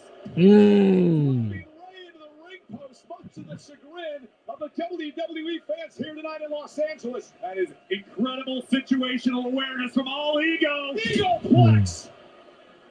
Ethan That's Page. it. 1, 2, 3. Huge. Here is your winner, Paul Ego. Here you go. Get her what I wanna, get her with a Kill smile. him with a smile. Ethan Page picking up a huge win. I agree. I mean, it seemed like City of Angels. they got the thing going on with Chad Gable. If that wasn't, the thing right now of him, going against Penta at SummerSlam. Hell, even when Ethan Page took on Penta at Saturday Night's main event, not the one that just passed, but I think the one, some months back. I think it was in May. But yeah, man, like I agreed he should have won it, but I guess Penta versus Gable is a big matchup. But yeah, Ethan Page definitely should be Intercontinental Champion. The founding member preview is live right now. Sign up to get exclusive Founders Kit plus access to a content library you won't find anywhere else. Go to WWE.com/WWE and claim your spot. You ready? Sweet little Eo.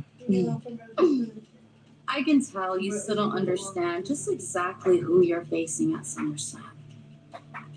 I am the Liv Morgan. I'm the girl that everyone underestimated and overlooked as I scratched and clawed my way to the top. So please believe me when I say I will do anything to stay there. Sure, some people might think that I'm an arrogant champion, but when you have the resume that I have, you just don't care about what people think. But you know what I do care about? My championship. Which means now I care about you.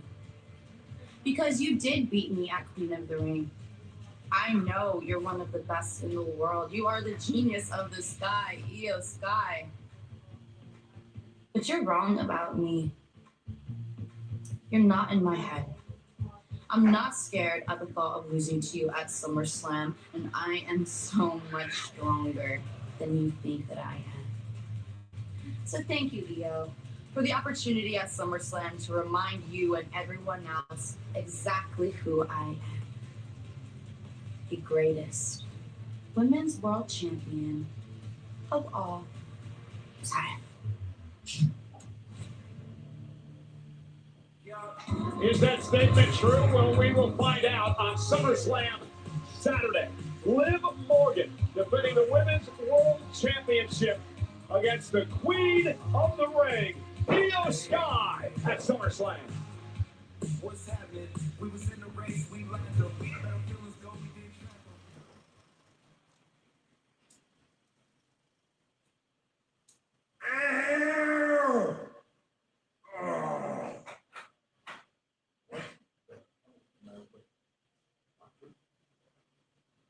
Give Dom the money back. Never! What do you mean never? Wait!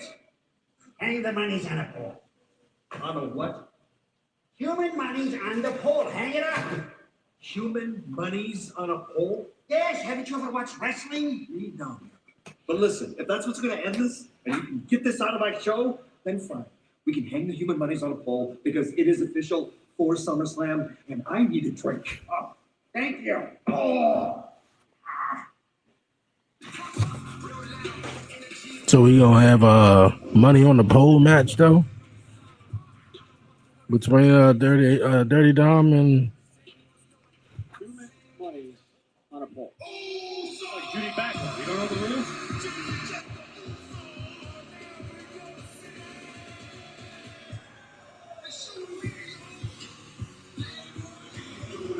how much is it? Like $100,000? $100,000 on the pole match?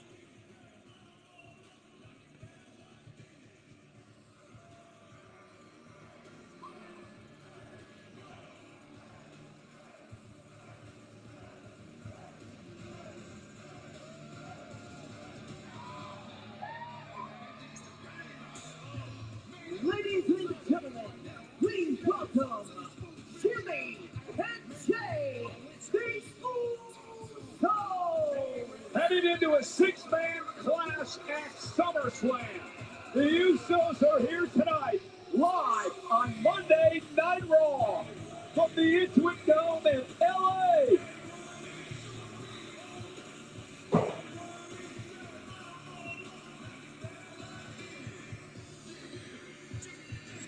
Let's see what they about to come out and do. I'm pretty sure pushing that whole match, the 6-man tag team match, which I feel like they definitely gonna turn on them.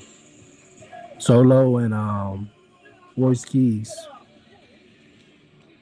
Show him some respect, Ray. Come on, Cole.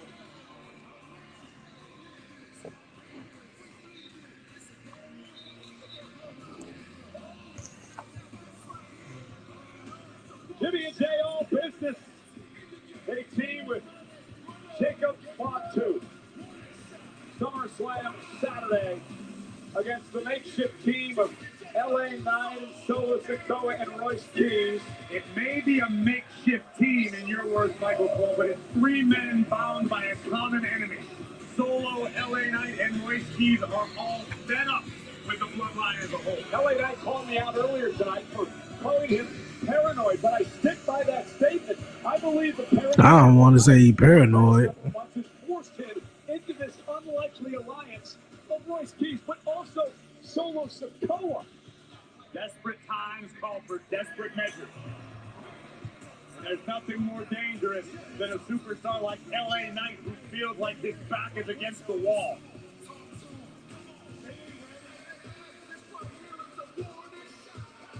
But with that said, that trio must deal with the Samoan werewolf, Jacob Fatu, and for my money, the greatest tag team of all time, Jimmy and Jay Uso. You won't get an argument here. Knock down like this. Not a big fan of this theme song at all. Jimmy, you're trying to play peacekeeper. They came to LA Knight, Solo and company for a long time. As it turned out to be an exercise. Not a big fan of the theme song at all. LA Knight doesn't want peace. Neither does Solo. And at this point, Royce Keys either. The hell of a battalion, if you ask me.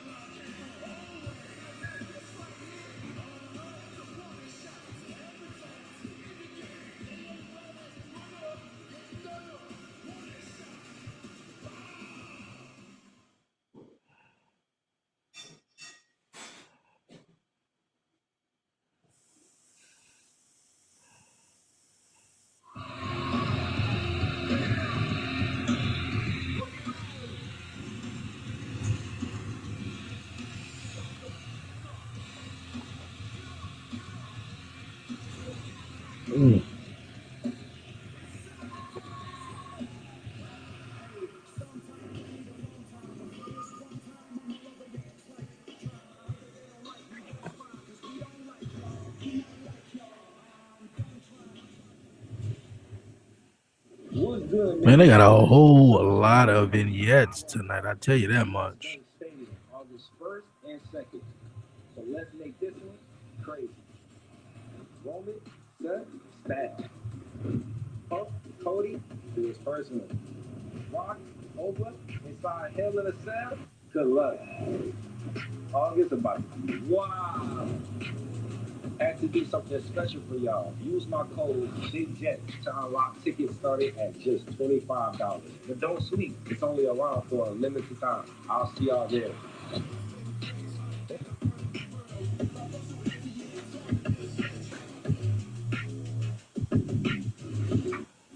And as part of SummerSlam Saturday, the 2 men in the ring, the Usos, will be joined by Jacob Fatu in a massive 6-man tag team matchup against the makeshift team of I hope so.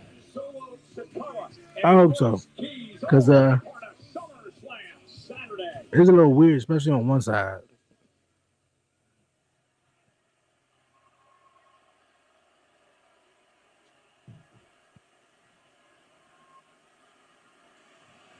Bro, you just had a whole 3-minute commercial break with them playing the theme song. Now they talking about running it back. Unless Jacob come out.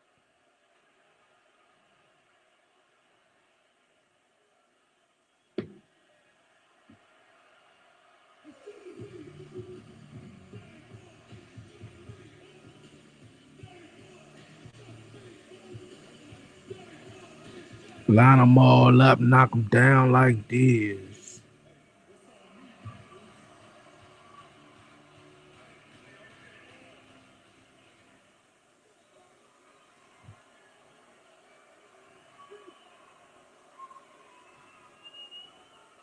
Los Angeles.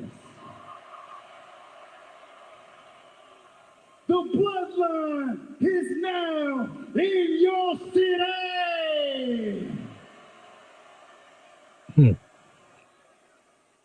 The bloodline is in your city. Message. 2 out of the 4 so far. Got a little message for our opponents at SummerSlam. We got LA Knight. We got Royce Keys. And we got our little big brother, Solo Sikoa. This is a message to all 3 of you fools. This your warning shot. Bow!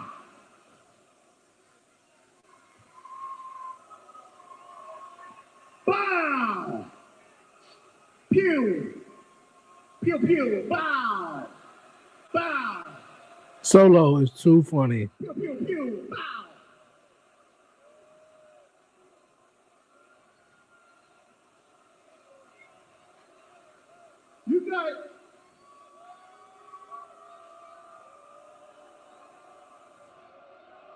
You guys say you didn't start it, but you did start it when your asses ran back to Rome. You said the bloodline is here, but I don't see the bloodline.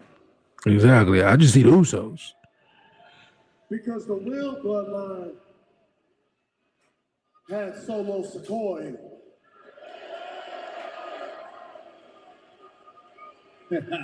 So whatever this crap is, you guys don't have a chance at SummerSlam. How about we just get over the jokes that you're doing, Solo, huh? We all know you playing this little game like I don't want to come back to the bloodline.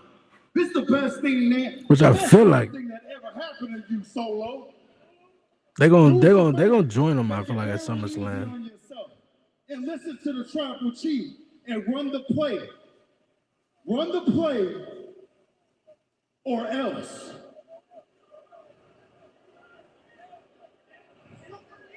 Or else? Or else what? You gonna send me a warning shot? Bow, pew pew, pew pew. What?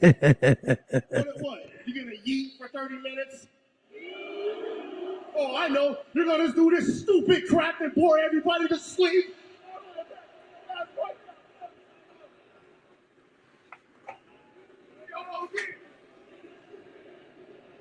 Guys, why would I want to come back to the family, huh? I love where I'm at.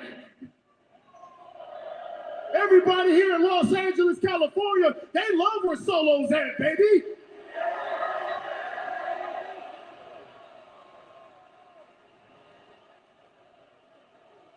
Is he getting a Solo chat?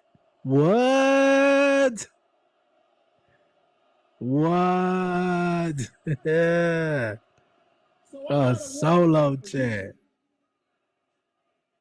You can tell he can kiss my ass. Because at SummerSlam, baby, you got your boy, Mr. Solo Dolo Sikoa. Then you got the heavy hitter, Mr. Royce Keys. And then you got the one and only megastar that everybody calls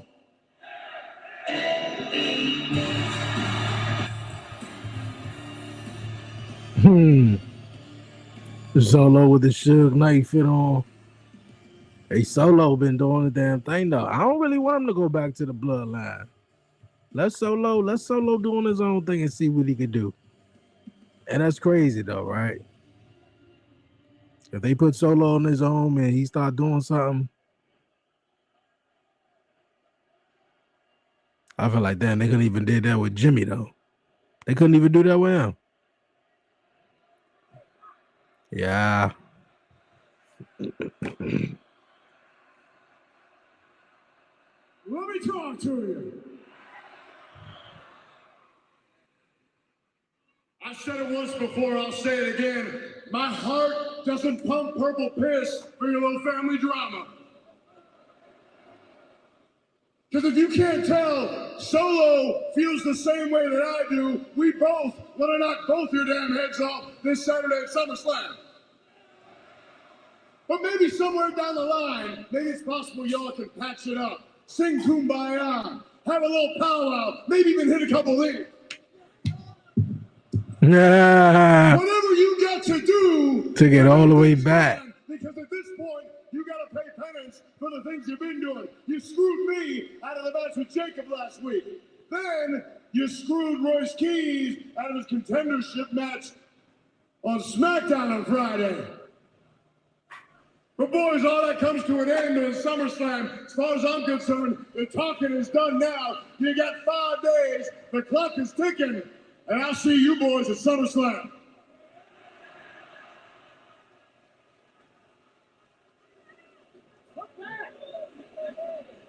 Someone said, come back.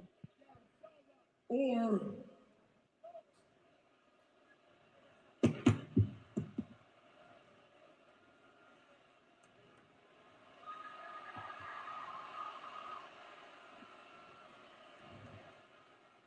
I can walk down this LA aisle, walk in the middle of this LA building, walk into the middle of that LA ring. Solo and I can stump both your asses out LA style with everybody saying, yeah, and that starts right now. Let's go! Uh-oh! LA Knight! Solo's the bomb! Hit the ring! And the Usos going at it! A little preview of SummerSlam Saturday! And the bad blood boiling over here tonight! Now, to be honest with you, if it was just maybe the Usos and Solo and teaming up with LA Knight, I mean, I think I would still have the same response and reaction, feeling like Solo was going to turn on LA Knight, because I just can't buy it, really. You know, Solo being a babyface, though, I mean, let's see it. Let's see how it goes. The unhinged Fatu and Solo and LA Knight run into a kick from Jacob. And a punch tonight. And Fatu backing it up in the corner. And LA Knight as well. The force to be reckoned with at SummerSlam as the beatdown continues. Here comes some backup, a wild card. Need a better theme song, man. I'll tell you that much. Let Solo be Solo. Jacob cost him an opportunity. Yeah, let Solo. I mean, hey, I'm for Solo, you know, being himself, though. Super kick by Jay. But I think it's something you got to get used to when you saying Solo always been the heel. And now the longtime friends turned enemies under the circumstances. It's a shame it had to come to this, but here we are.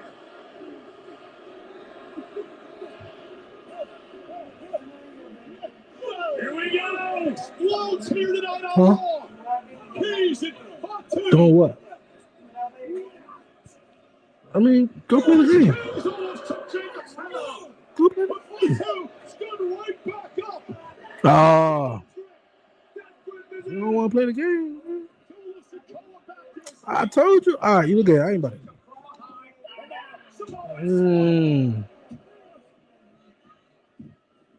Oh, spine buster. BFT.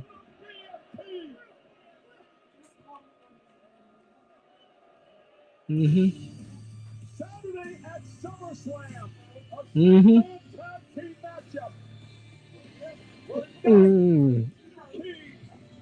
Girl, you gonna be asleep. Okay. I bet Royce is taking that pinfall. Funny thing is, though, man, I feel like LA Knight been on some momentum type shit, man. Like, they could just keep it going on and, you know, have LA Knight and them win. You know, but, you know, if they don't do what I think they're going to do, having Royce Keys and Solo turn on LA Knight and join the bloodline, if they don't do that, and you know, it just be a straight up 6-man tag team match. You know, that'll be cool. That'll be real cool. Yeah, like I said, it'd be really interesting. You know, maybe they taking this opportunity on Solo and you know letting him be babyface and saying what he got on his own. Since the group of the MFTs is over with, let's just see what he can do on his own. But I don't know. But I can definitely see Jacob and them winning, and Royski's definitely taking the pinfall on that.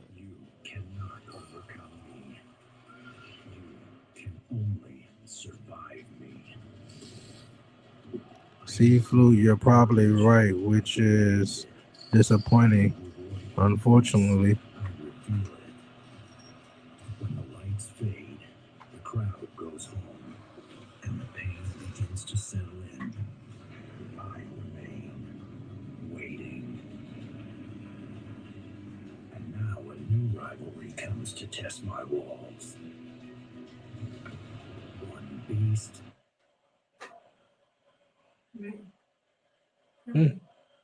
You want to break? It's really, what's up? What's it? You something else. You something else. I be sitting right here, you be doing your thing. Soon as I get on this jump, now you need me.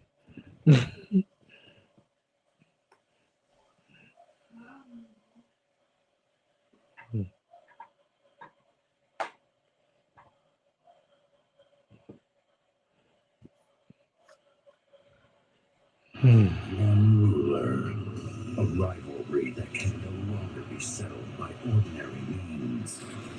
Brock Lesnar, Obafemi, I am your final battlefield. I am the devil's playground. I am hell in a cell.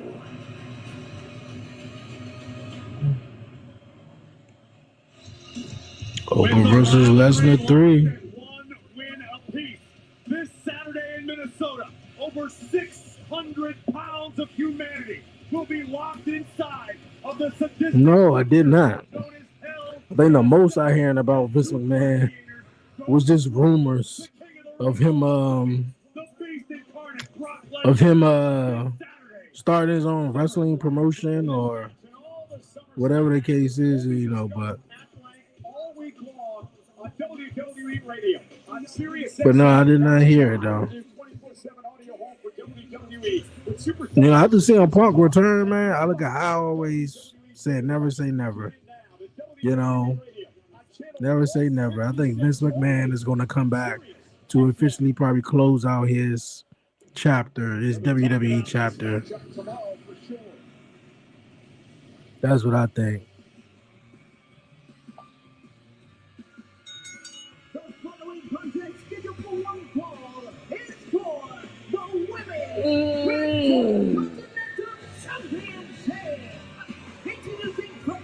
From Honolulu, Hawaii, she is the Women's Intercontinental Champion, So Ruka.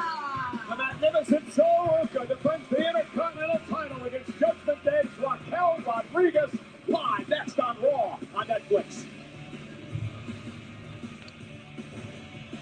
All right, we got the women's world champion, women's intercontinental championship on the line. Up next. You know, Corey, tough task for So Ruka tonight. She already owns the victory over see what she wants. last month. Hard to be competitive 2 times in a row. You're absolutely right, especially someone as experienced as Raquel Rodriguez, someone who is a student of the game, someone who learns from past mistakes. It'll be a tough task for the champ tonight.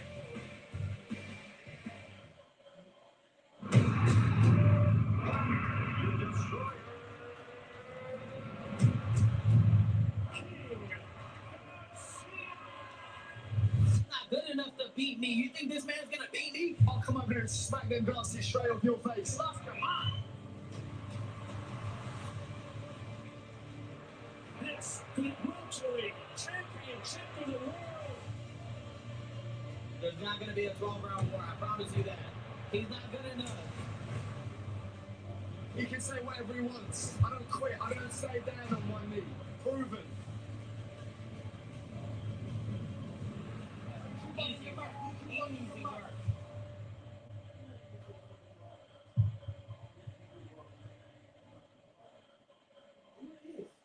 We're at the WWE warehouse.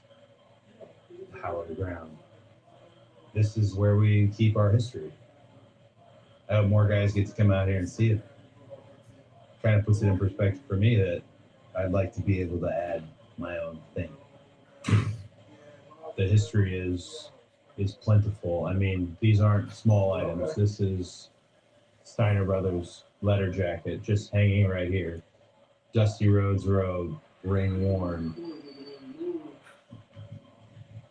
Ultimate Warrior denim. Just this one's a deep cut, stunning Steve Austin.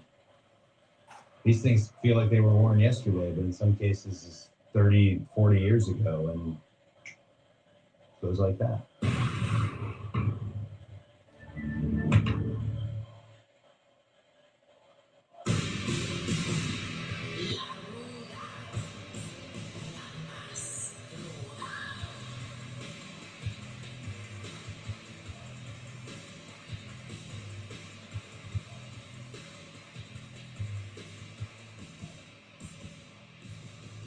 Introducing the challenger, representing the Judgment Day, from Rio Grande Valley, Texas, Raquel Rodriguez.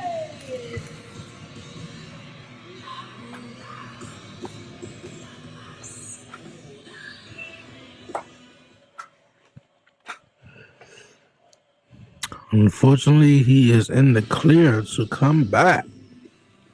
Unfortunately, it depends on who you ask. They might say shit. They want Vince McMahon back. I'm cool with Triple H. Inside the ring, the current women's intercontinental champion, Sol Ruca, defending against the Judgment Day's Raquel Rodriguez. The official in this matchup tonight will be Jessica Carr. It is the second time these women have gone one-on-one. Earlier this month, Sol beat Raquel Rodriguez. However, Rodriguez claimed some interference from EO. That was a cool drone footage. For the reason she lost. Seemed like that joint was about to hit the wall for a minute. Another opportunity.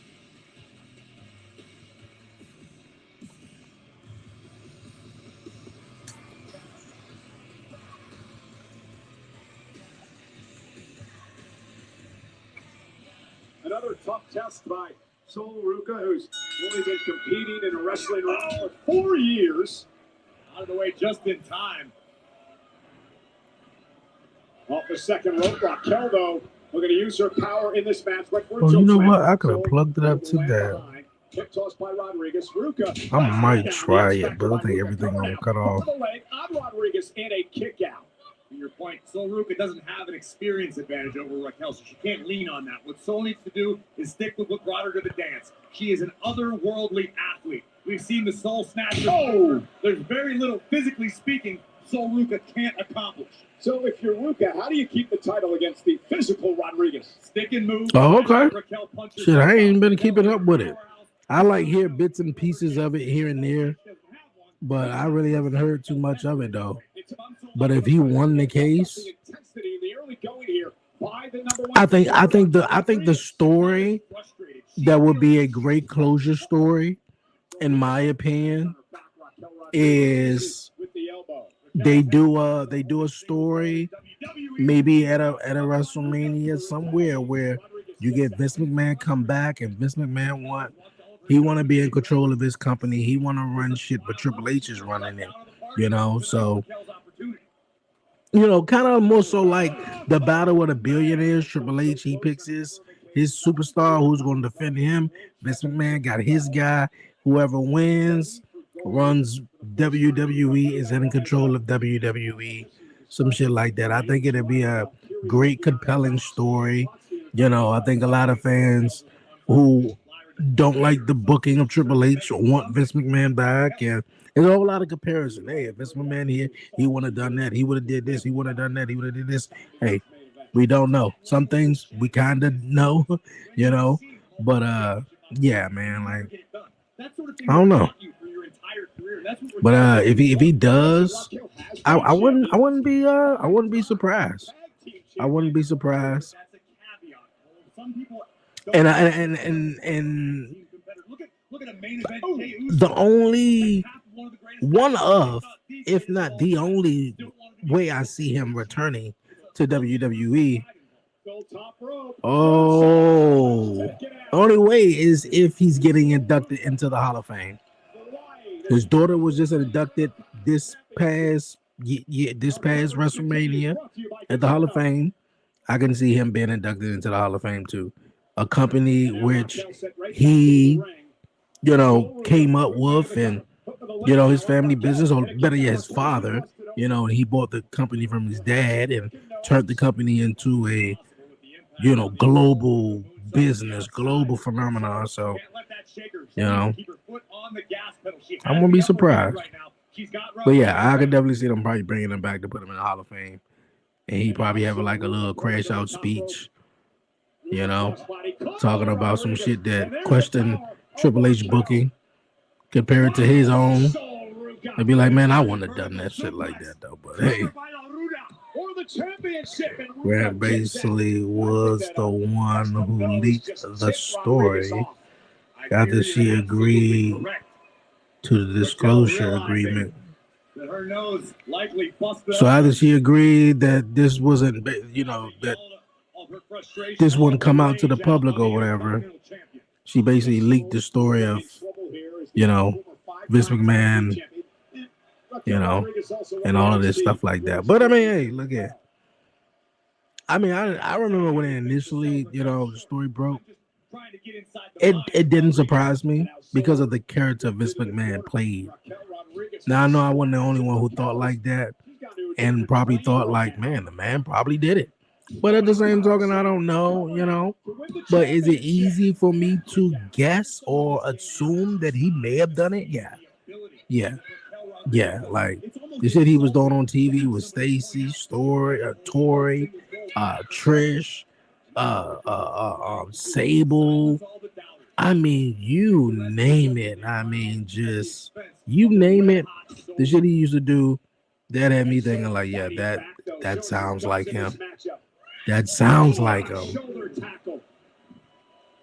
Covered by Raquel to win the championship and a near fall. This is a smart strategy by Rodriguez. Well, spoke too soon. Raquel appeared to be ready to cinch in a submission and instead disregarded. Her nose is bloody?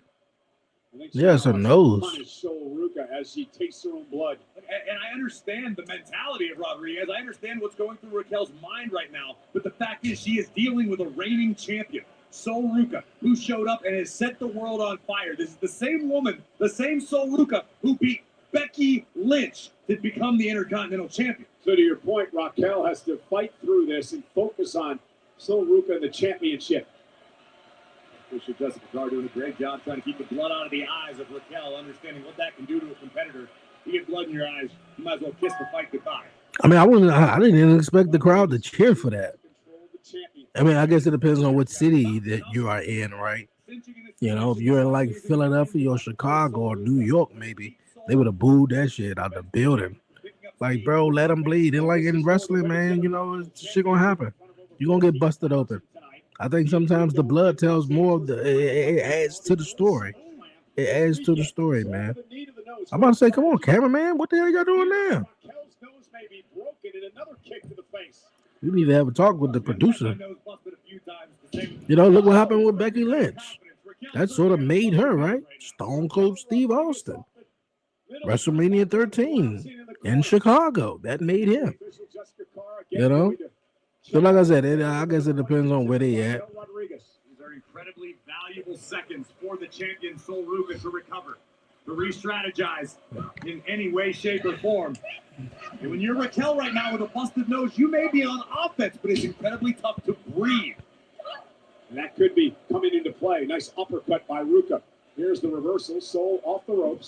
Up over the top, lands on her feet. Raquel didn't see what happened. Now she does. Nice take out of the legs. Back elbow to the back of the neck. Basement drop kick by Ruka. Look, it may not be a popular strategy, but it's smart for the champion. Keep attacking what's hurt. If Raquel's nose isn't broken, break it again. My man said if it ain't broken, break it again. How you gonna break it again if it ain't broken? Fucking figure it out. Figure that shit out. Break it again. For having the guts to survive, but this, I can't believe that didn't turn Raquel's lights clean out. That caught the challenger right under her chin. And you can see the frustration on the champion's face. She was sure this match was over. Face to face, Roman and Seth up next. I'm telling you, they better say some diabolical type shit. I'm really tired of the whole face to face thing. If we got a big match at SummerSlam or Survivor Series or WrestleMania, shit, for 8 weeks we supposed to meet face to face and face to face. Like, we can do something bigger than that. Like, you know, okay, yeah, I'm coming for your World Heavyweight Championship, but what else means more than you than that? Well, I mean, we all know family is an easy one, right? I go to your house, you know, like I do some real fucked up diabolical type shit. You know, go pick his kids up from school or something. Like, bro, what? Yo, that's crazy. Like, you know, somebody coming down. Roxanne. Oh, Roxanne.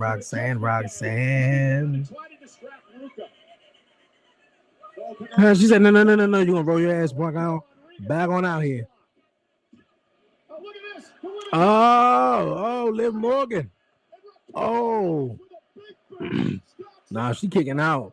You gotta hit her with that Tohana bomb. So Ruka about to make all three of y'all look crazy. I was just about to say EO is coming out. I was just about to say EO gotta be coming out.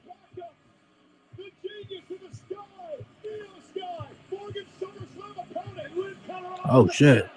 She was not playing with her. She was not playing with her. She met her in the aisle, bro. Roxanne is out though. Oh, she turned it around. Come on, Raquel, man. You could have focused on what you got going on. Unless she moves and then hit EO. Oh, no.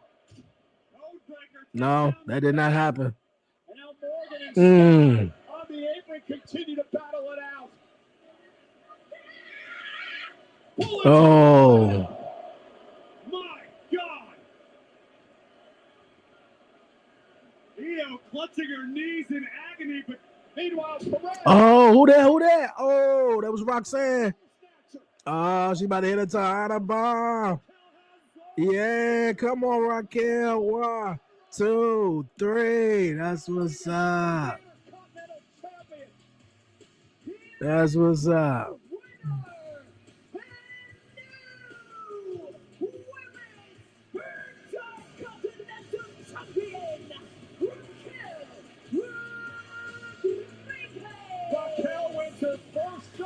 Championship here on Monday Night Raw. That's what's up. Proud of her, man.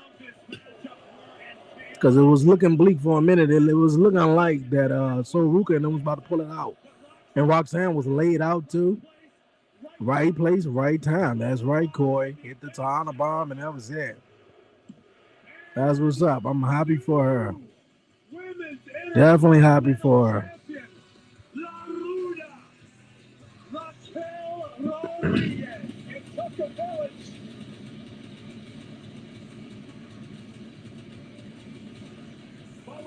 Rodriguez finally wins gold. The brand new Intercontinental Champion. That's what's up, so Ruka. She'll get it back. She'll get it back down the line. You know, she fairly new. Becky did her thing getting Sol Ruka over. You know. But this was Raquel's SummerSlam right here. People have heard I respect you. People have heard Okay. I love you even. Pretty interesting. And so is this. I don't like you. So For this story to have the proper ending, it's fair for me to say I have to beat you at SummerSlam. You don't like me, huh? Or you just don't like that I'm the champion? We've been chasing each other, haven't we? But we're not chasing each other anymore. That ends at SummerSlam. But listen to you. You love me, you respect me, but you don't like me? You're lying to yourself. So we had Ethan Page versus Ray. This plays out as you beating me? Well, at SummerSlam, The Vision. That was the first match of the night. They took out Alpha Academy. Like I said, Ethan Page versus Ray. Then they also did Javon Evans versus Rusev. SummerSlam Saturday. The main event, Punk and Rhodes for the undisputed And of course the WWE women's Championship. another pro 6-man tag team match. Okay. So this Saturday, The women's world title, the 6-man tag. Gunther versus Nick Aldis, the women's world championship, and the 6-woman tag match. And SummerSlam Sunday, just as jam-packed with megastars and action. We're going to crown an interim WWE Women's Champion in a ladder match. I mean, night one looked a little better though. I ain't gonna lie. The Intercontinental Championship, Penta versus Gable, and of course, the World Heavyweight. I'm excited for the ladder match. Excited for the Intercontinental title match. Even the number one contender match between Sammy and Finn. And right now, we'd like to take a look at the final chapter in the storied rivalry of Rollins and Reigns before SummerSlam.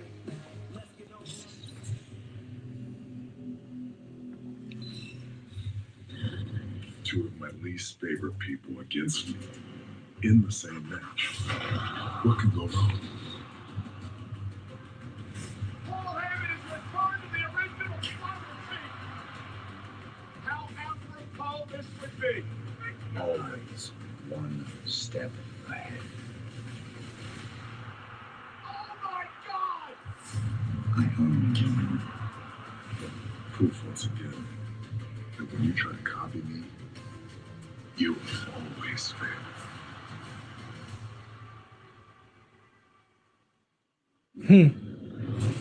Because that Vision boy did not stand a chance.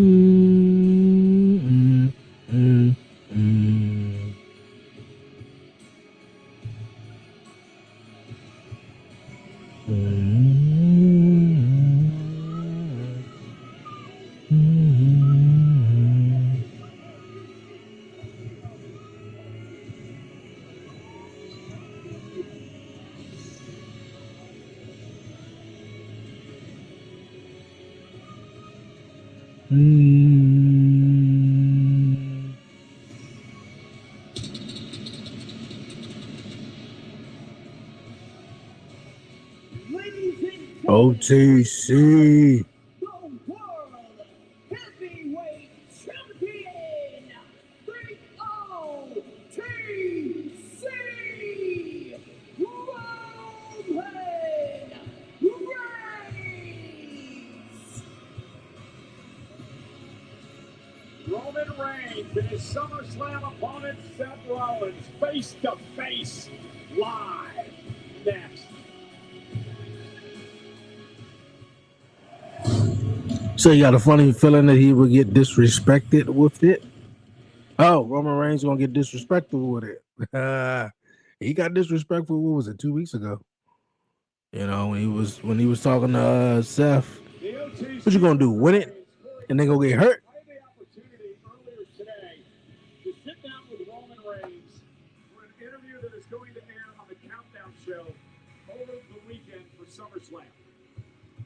One of the things I asked Roman Reigns was, will Sunday finally end his obsession with Seth freaking Rollins? Reigns smiled, said it will, when I win. However, one thing that Roman Reigns has had a hard time doing against Seth Rollins, Corey, is win the big matches. Historically speaking, I don't know, man. See how things go. I'm like 75%. I'm going with. I don't even know why I'm gonna say 75%. It's kind of 50-50 in a way. Roman been disrespectful on the mic though, but Seth Rollins has been one up in Roman Reigns, whether it was a sneak attack, whether it was being there when he was. What was it? Saturday night's main event, where yeah. No, not Saturday night's main event. What was it? It was a SummerSlam kickoff little jump they did this past Sunday while they were still at the Fan Fest and he wasn't there. You know, either attacking him at Saturday night's main event or on that Monday Night Raw. You know, physical wise, Seth has been having the upper hand. Let's see how this goes, man. Two men who will be future Hall of Famers. Now they meet for the world title Sunday night. SummerSlam.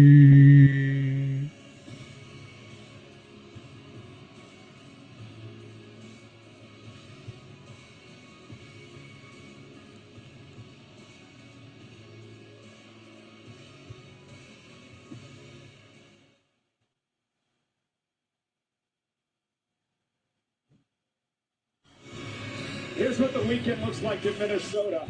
It all starts Saturday, same schedule for Sunday. 3 Eastern, 12 noon Pacific with the Countdown Show live on ESPN. SummerSlam underway at 6 Eastern, 3 Pacific on the ESPN app with the unlimited plan, Netflix internationally, and of course, the post show immediately following both nights of SummerSlam. In the ring, the OTC, the man who will main event SummerSlam Sunday, the world champion, Roman Reigns.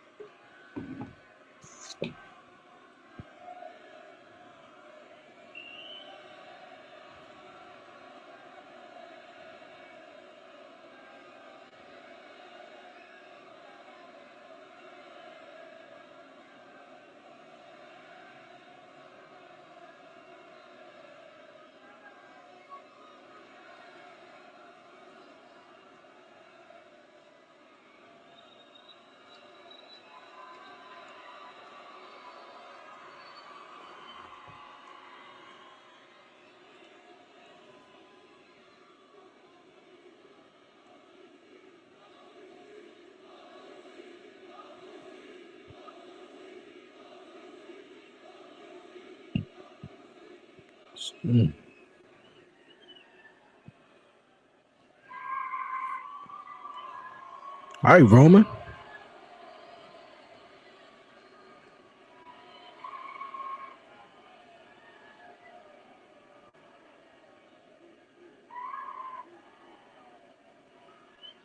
Los Angeles! Nah, I knew it. That's what I would have done too. I ain't even even sorry about it. You took too long. That's exactly why Rollins is doing it. Fuck it. You took too long, bro.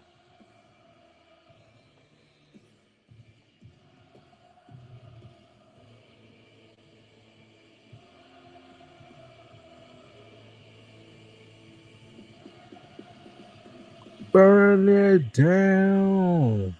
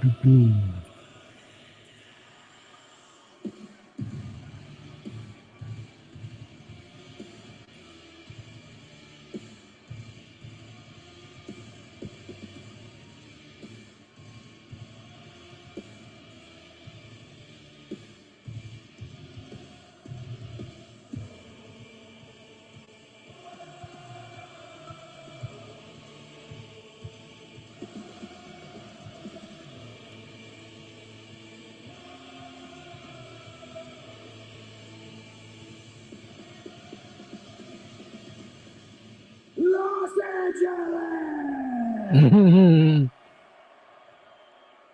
Acknowledge me.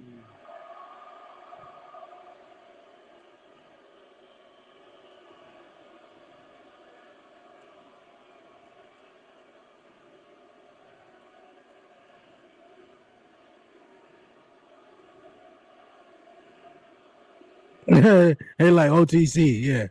That's my OTC, man. That's Well, that's how you ruin a great thing. I tried to explain to him, but LA knows the deal.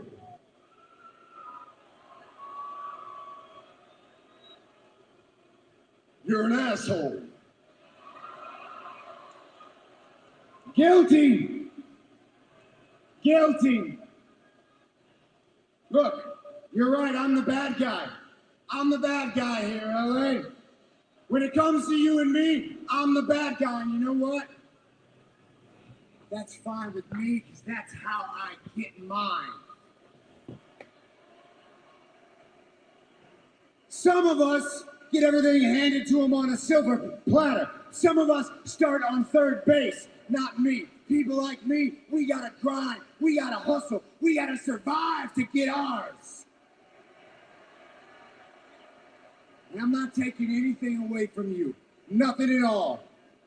You are everything you say you are. You are everything that this company wanted you to be. You are the biggest star in this industry. You are a money-making machine. You are a main event walking. You are Roman Reigns, the tribal chief, the head of the table. You are all of those things. And you've got an edge on me in so many departments, my brother. But there is one thing that you will never, ever be better than me at, and that is professional wrestling. You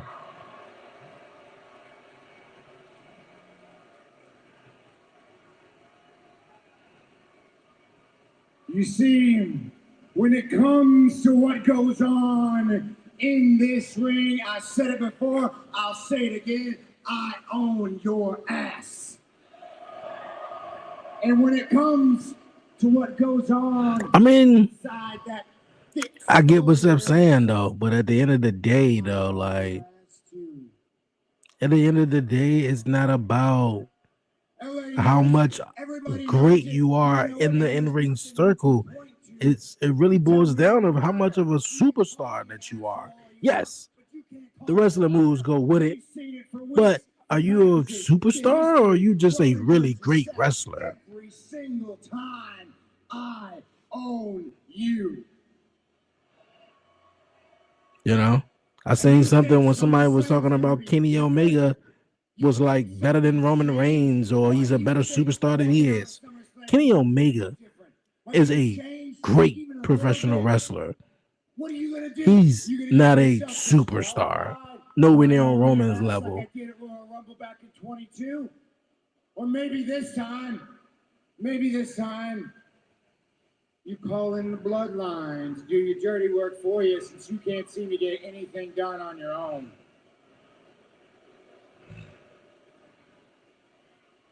You say you need to beat me. You can need it all you want, but you don't stand a chance.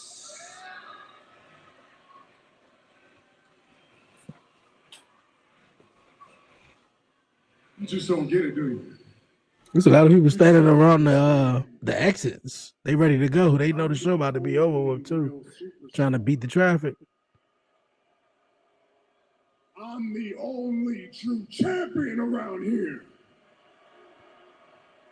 And when I said it, I meant it. I need to beat you. I need my family to see me beat you. Everybody needs me to beat you. It's not just this company. The whole industry needs me to beat you.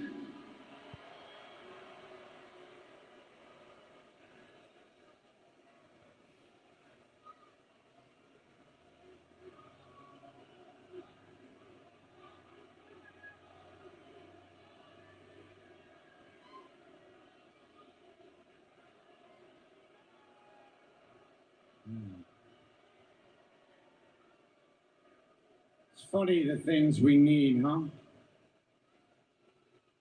You need this redemption so bad, don't you? Let me try this one on you. When I suckered you into this match back there a month ago, you said something that stuck with me. You said you needed your family to be there to see it. And it took me back down memory lane all the way to WrestleMania 31 when I cashed in on your ass and sent your whole family home in tears.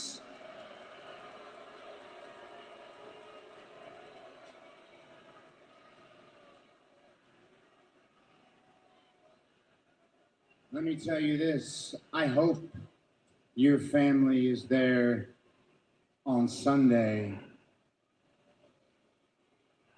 because I would love nothing more than to watch them cry again.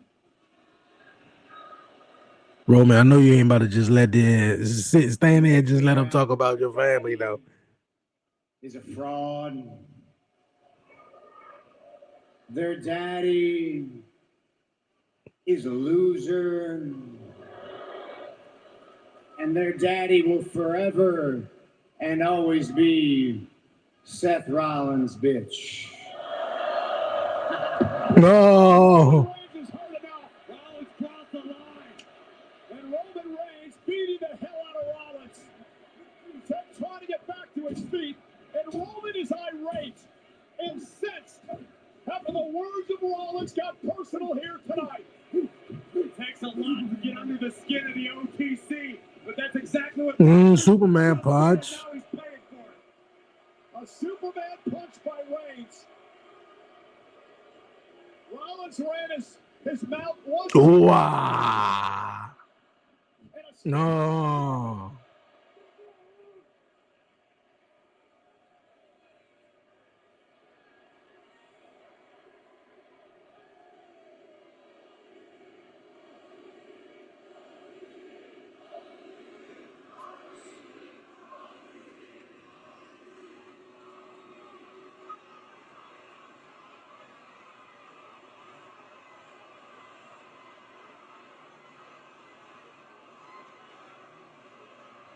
Not quite sure what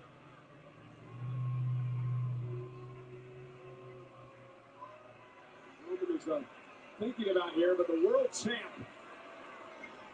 you know exactly what Roman's thinking. It is where it all began, where this obsession began for Roman Reigns 12 years ago. The night that Seth Rollins used the chair Oh, baited him in and stomped him. That's what I said, man. When they got a physical, Seth Rollins has got the upper hand every time. Roman Reigns should have just stayed where he's king at, on the mic, trash talking him. Des Moines, Iowa next week too. Will Seth Rollins be the World Heavyweight Champion, or will he come into Monday Night Raw next week in his hometown without the championship, man? All right. Roman putting pause on him. Yeah, he was putting them pause on him until he wanted to take his sweet time, look at the steel chair and all that. His ass got curb stomp on the chair.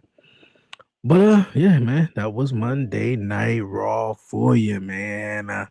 We seen Brock Lesnar over Femi have they weigh in, or Obafemi had his weigh in. He weighed 302. Brock Lesnar got weighed backstage. He came in at 303. The Vision took out Alpha Academy. Hopefully that's for good. No offense to Otis and Akira Tozawa though. Love them though, but Division should be past that. Javon Evans picking up the win against Rusev. The moment of the night, man. Raquel Rodriguez winning her first singles championship and won the Women's Intercontinental Championship, which is phenomenal, man. So I love every bit of that. What else we see? Ethan Page got a win over Rey Mysterio, and of course the closing man was definitely pretty decent though. But like I said, the moment of the night, if I haven't said it, is Raquel Rodriguez winning the Women's Intercontinental Championship for sure, man. So yeah, man, what a show. Yo, Nigel, see Fluid, everybody, man. I appreciate you guys tapping in over on the YouTube side, man, and leaving comments, joining the live. And appreciate everybody for tapping in over on Twitch, you guys, man. All my Twitch supporters and all my supporters over on Kick, man. I appreciate it a lot, you guys, man. If you guys haven't done so already, definitely check out episode 228 that's out right now, the 11:30 podcast show, Beyond 11:30 edition, definitely streaming now, as well as the latest episode of Talk Pro Wrestling out right now, where we myself broke down SummerSlam, all the matches of SummerSlam, AEW All In. That's coming together, with more matches were announced last night. Agent Christian, they're going to be taking on, or Cope and Christian Cage, going to be taking on the Young Bucks for the AEW tag team titles. Willow Nightingale did what I exactly predicted. She won the AEW Women's Championship from Tekla last night at Redemption, which Willow Nightingale will take on Mercedes Moné. That should be fun in itself. Of course, Kenny Omega versus Will Ospreay. A couple of more matches are definitely going to be pretty sure made official over the next several weeks, though, man. As we go into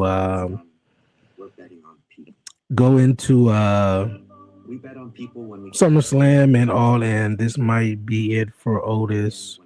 Rocky deserved it. 22 years. Shit, I'm a little confused. What do you mean about that? Rocky deserved it? Hold on, wait a minute. Maybe I'm a little confused on who the hell is Rocky. I ain't thinking the obvious though, but that might be it for Otis. Yeah, I heard it may be it for Otis, man. I mean, all Otis just wanted some love, man. He just wants some love. And I'm surprised Akira Tozawa. Raquel. Oh yeah, definitely big fan of hers, man. Look, I was pushing for Raquel versus Liv at this year's WrestleMania, but it'll come. But shout out to Raquel for definitely winning the Women's Intercontinental Championship. That was definitely a moment. Another moment too. Yeah, I want to say that was the moment, but the match of the night was Javon Evans versus Rusev. How Javon Evans how the Javon Evans made the crowd his selling and everything is selling and everything like that throughout the match, especially when Rusev put him in the accolade. had the fans like, yo, get to the ropes, get to the ropes, get to the ropes. And they were really popping like throughout that match, man. And then for a minute, I'm thinking Rusev was going to win. But Javon Evans pulled that one out. So that was the match of the night. But the moment of the night is definitely Raquel Rodriguez winning the Women's Intercontinental Championship. Yeah, Otis simped out. Hey man, hey, yeah, look like Otis, man. Appreciate you, Otis, man, for everything you did, man. I knew when I took out Otis is a lover, man, not a fighter. He'll get down though, but he a lover though, for real, for real. For real, man. But you guys, man, what a show, what a show, what a show, what a show. It's about to be 11:15 here in DC on the East Coast. But once again, you guys, man, appreciate everyone definitely tuning in and supporting the 11:30 podcast, man. Beyond 11:30, be back soon, and definitely make sure you check out the latest episodes of the podcast show, you guys. I'll be back at it more than likely. Uh, maybe this Wednesday. We're gonna see. We're gonna see how this week on everything plays out. Well, actually, Wednesday is my son's birthday, so it depends. It depends on how everything work out. I might be live. I was not live last night because of his. We did a birthday party for him, but his actual birthday is Wednesday. So, yeah, I might do live with Dynamite because I'm definitely doing an all in live, which that's gonna be like fucking 5 hours. I already know it. But yeah, man, I'm excited. I hope everybody is excited as well. But you guys, man, until next time and on the next episode, man, be easy, be smooth, give all the glory to God, man. Won't he do it? It's your man Dre, aka Dre on Wheels.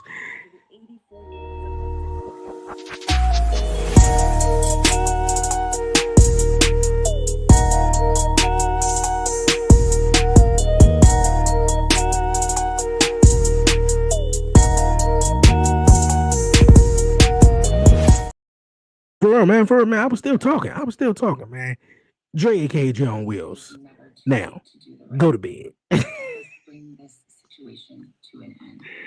Oh, man. As well.